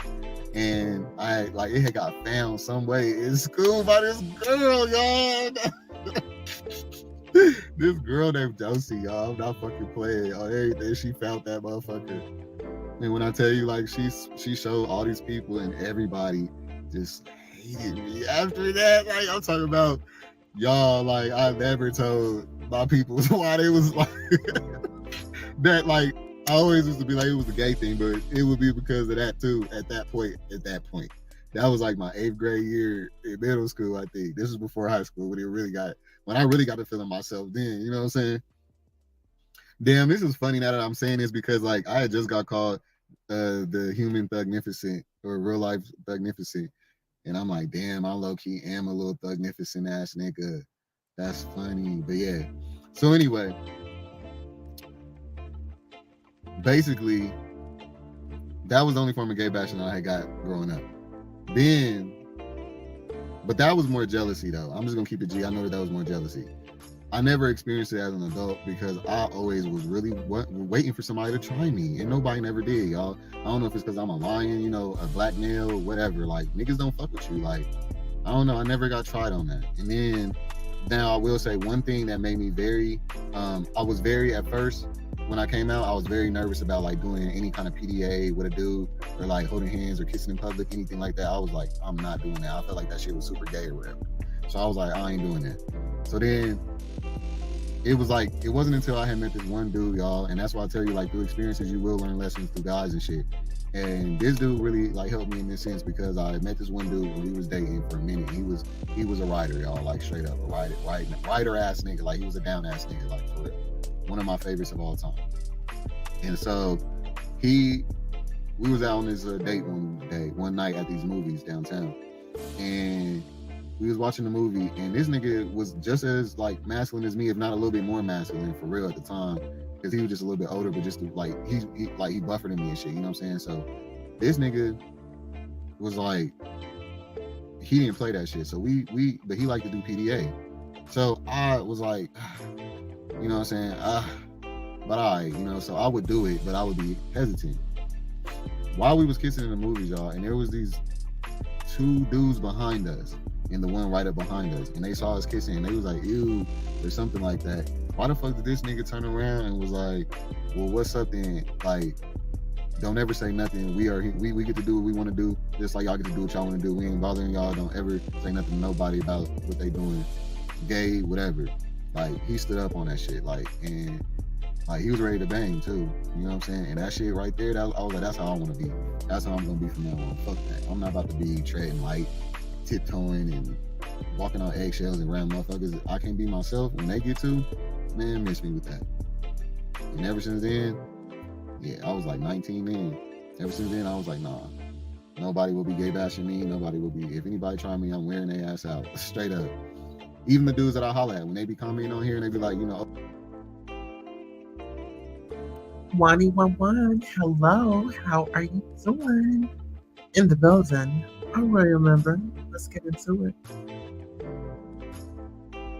oh, how you, one of these niggas gonna fuck you up one day or whatever. Like, y'all think that I approach any nigga and don't be ready? If they go, they go. If they don't, they don't, and that's cool. But what they better not do is try to gay bash me or attack me or try to diss me or anything, disrespect me or anything, because I try to holler at them. I don't give a fuck, nigga. It's supposed to still be a compliment, even if you're not gay. Yeah. Just keep it moving. You know what I'm saying? Because if you do anything else, it's going down. Because I feel like, and I totally agree with him on that. It's just a simple conversation. He's not saying, "Hey, I'm going to grope these guys. I'm just going to just make a pass on them." No, he's saying what he does is pretty much observe the situation, gather his side, and if he's feeling that person, then he'll go over and then he'll approach him. And either that person says yes, or either that person says, you know, bro, I don't get down like that, and they both go their separate ways, right? But just getting ignorant, you know, is not called for. And I don't give a fuck if I was trying to holler at you or not. Like, at the end of the day, nobody ever does that when women do it, and nobody ever does it when men do it to women, and women be uncomfortable as fuck. And now y'all get to see how it feels, straight men, straight up. Y'all get to see how it feels when those compliments and shit is unwanted, and y'all get to just say it out blatantly. What's up, mama? What's up, sexy? What's up, mom?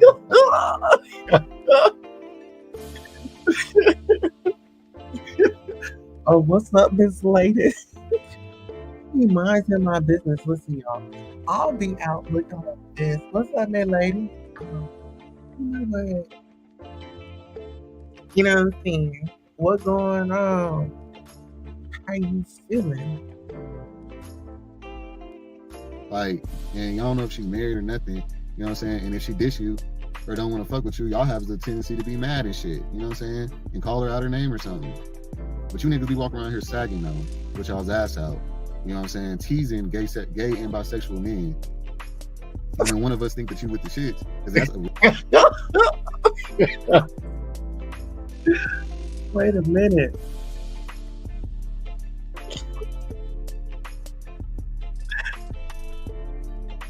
Listen here. I love all my people. Please do it. Okay? Listen here. Y'all straight dudes gotta stop teasing these dudes. Y'all gotta stop teasing these dudes. Okay? We'll get into it. Or don't want to fuck with you, y'all have the tendency to be mad and shit. You know what I'm saying? And call her out her name or something. But you need to be walking around here sagging though, with y'all's ass out. You know what I'm saying? Teasing gay and bisexual men. And when one of us think that you with the shits, because that's really a gay call, you know what I'm saying? But y'all done adapted the shit from prison and then thought that the shit was cute and there's some thug shit, and it's not. You know what I'm saying? So that shit attracts us, and we'll holler at y'all, and then y'all want to sit there and act like, oh, I ain't with the gay shit and all this other shit. Pull your pants up then, straight up. You know what I'm saying? Because when we holler, if you got the nerve to get mad and you got your fucking ass and your dick out, bro, you can't. Y'all think that y'all can't be sexualized just like these. Like, that's what's wrong with straight men. They don't think that they can be sexualized like they sexualize women. Men can be sexualized just like women. You can be sexualized. A motherfucker can walk up and be lustful for you just by you walking down the street with your ass and dick print showing. You think that they're not? But you would if a girl was doing that shit. Come on, you know what I'm saying? So that's why I don't feel like I'm wrong. If I was a holler at a nigga and he was to be straight, oh well. He better just respect that shit and keep it moving straight up. Because anything else, I'm not gonna feel like I'm not gonna feel like I'm harassing you sexually, because I get to make my shot. I get to shoot my shot too. You know what I'm saying? We all get to shoot our shot. I'm be uncomfortable sometimes too. Gay men be uncomfortable sometimes when straight women be trying to holler at them and be like, oh, you just ain't had no good pussy yet. Let me put this pussy on you. I bet you I'll make you straight. All kinds of shit. Everybody gets harassed. You know what I'm saying? So miss me with that shit. Y'all don't got the right to attack nobody because y'all's harassed. You know what I'm saying? So that's why I'll be brave about my plus. I'll fucking nigga up. Straight up. About some homophobic, gay bashing shit. Straight up. I'm not the one. So I suggest y'all don't either. But yeah. All right. So we're gonna have to come back and then have a conversation with the audience. Or I should just continue to do these reactions and you guys just let me know how you feeling about them. We have definitely come to the end of our show. Yes, we have. And actually, I gotta put Biggie's mic back there.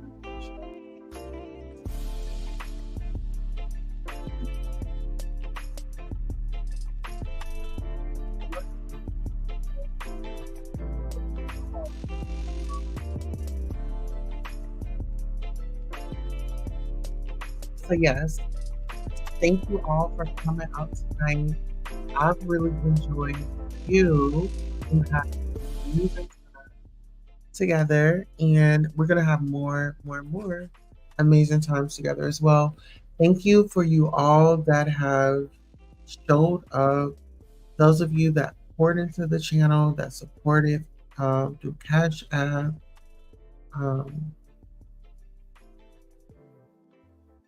And super stickers and super chats. It's a different vibe going on over here. So hopefully you guys are loving the transition. We have greatness in store for you. If you haven't already, we will be announcing we will be making some announcements very soon. I'll just say that, right? So we'll be making some announcements very soon. And for our royal members, we'll be having a members only live tomorrow. I believe I had like 2 shows scheduled for tonight. And child, it was a lot going on tonight. And so I have to figure out okay, actually, so we're gonna push this one to tomorrow. Let's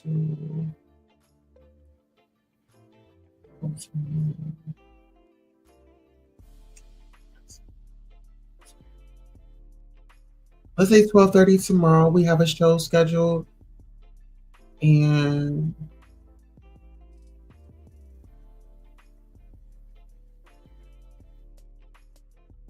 tomorrow at 1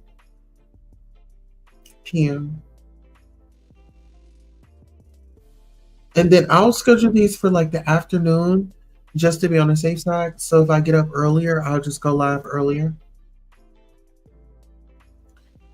But yeah, we are, and shout out to our discreet donors for their donations.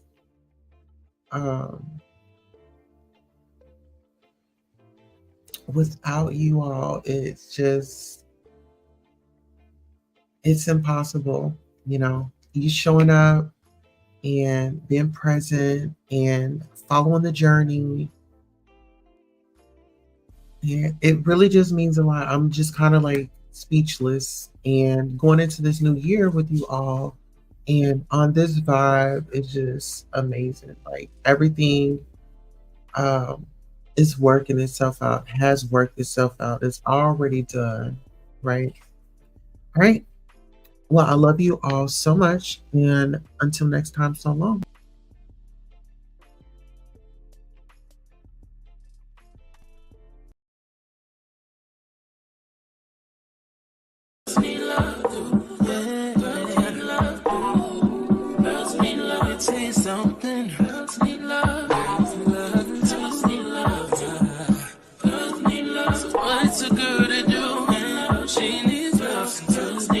Girls can't never say we want it. Girls can't never say yeah.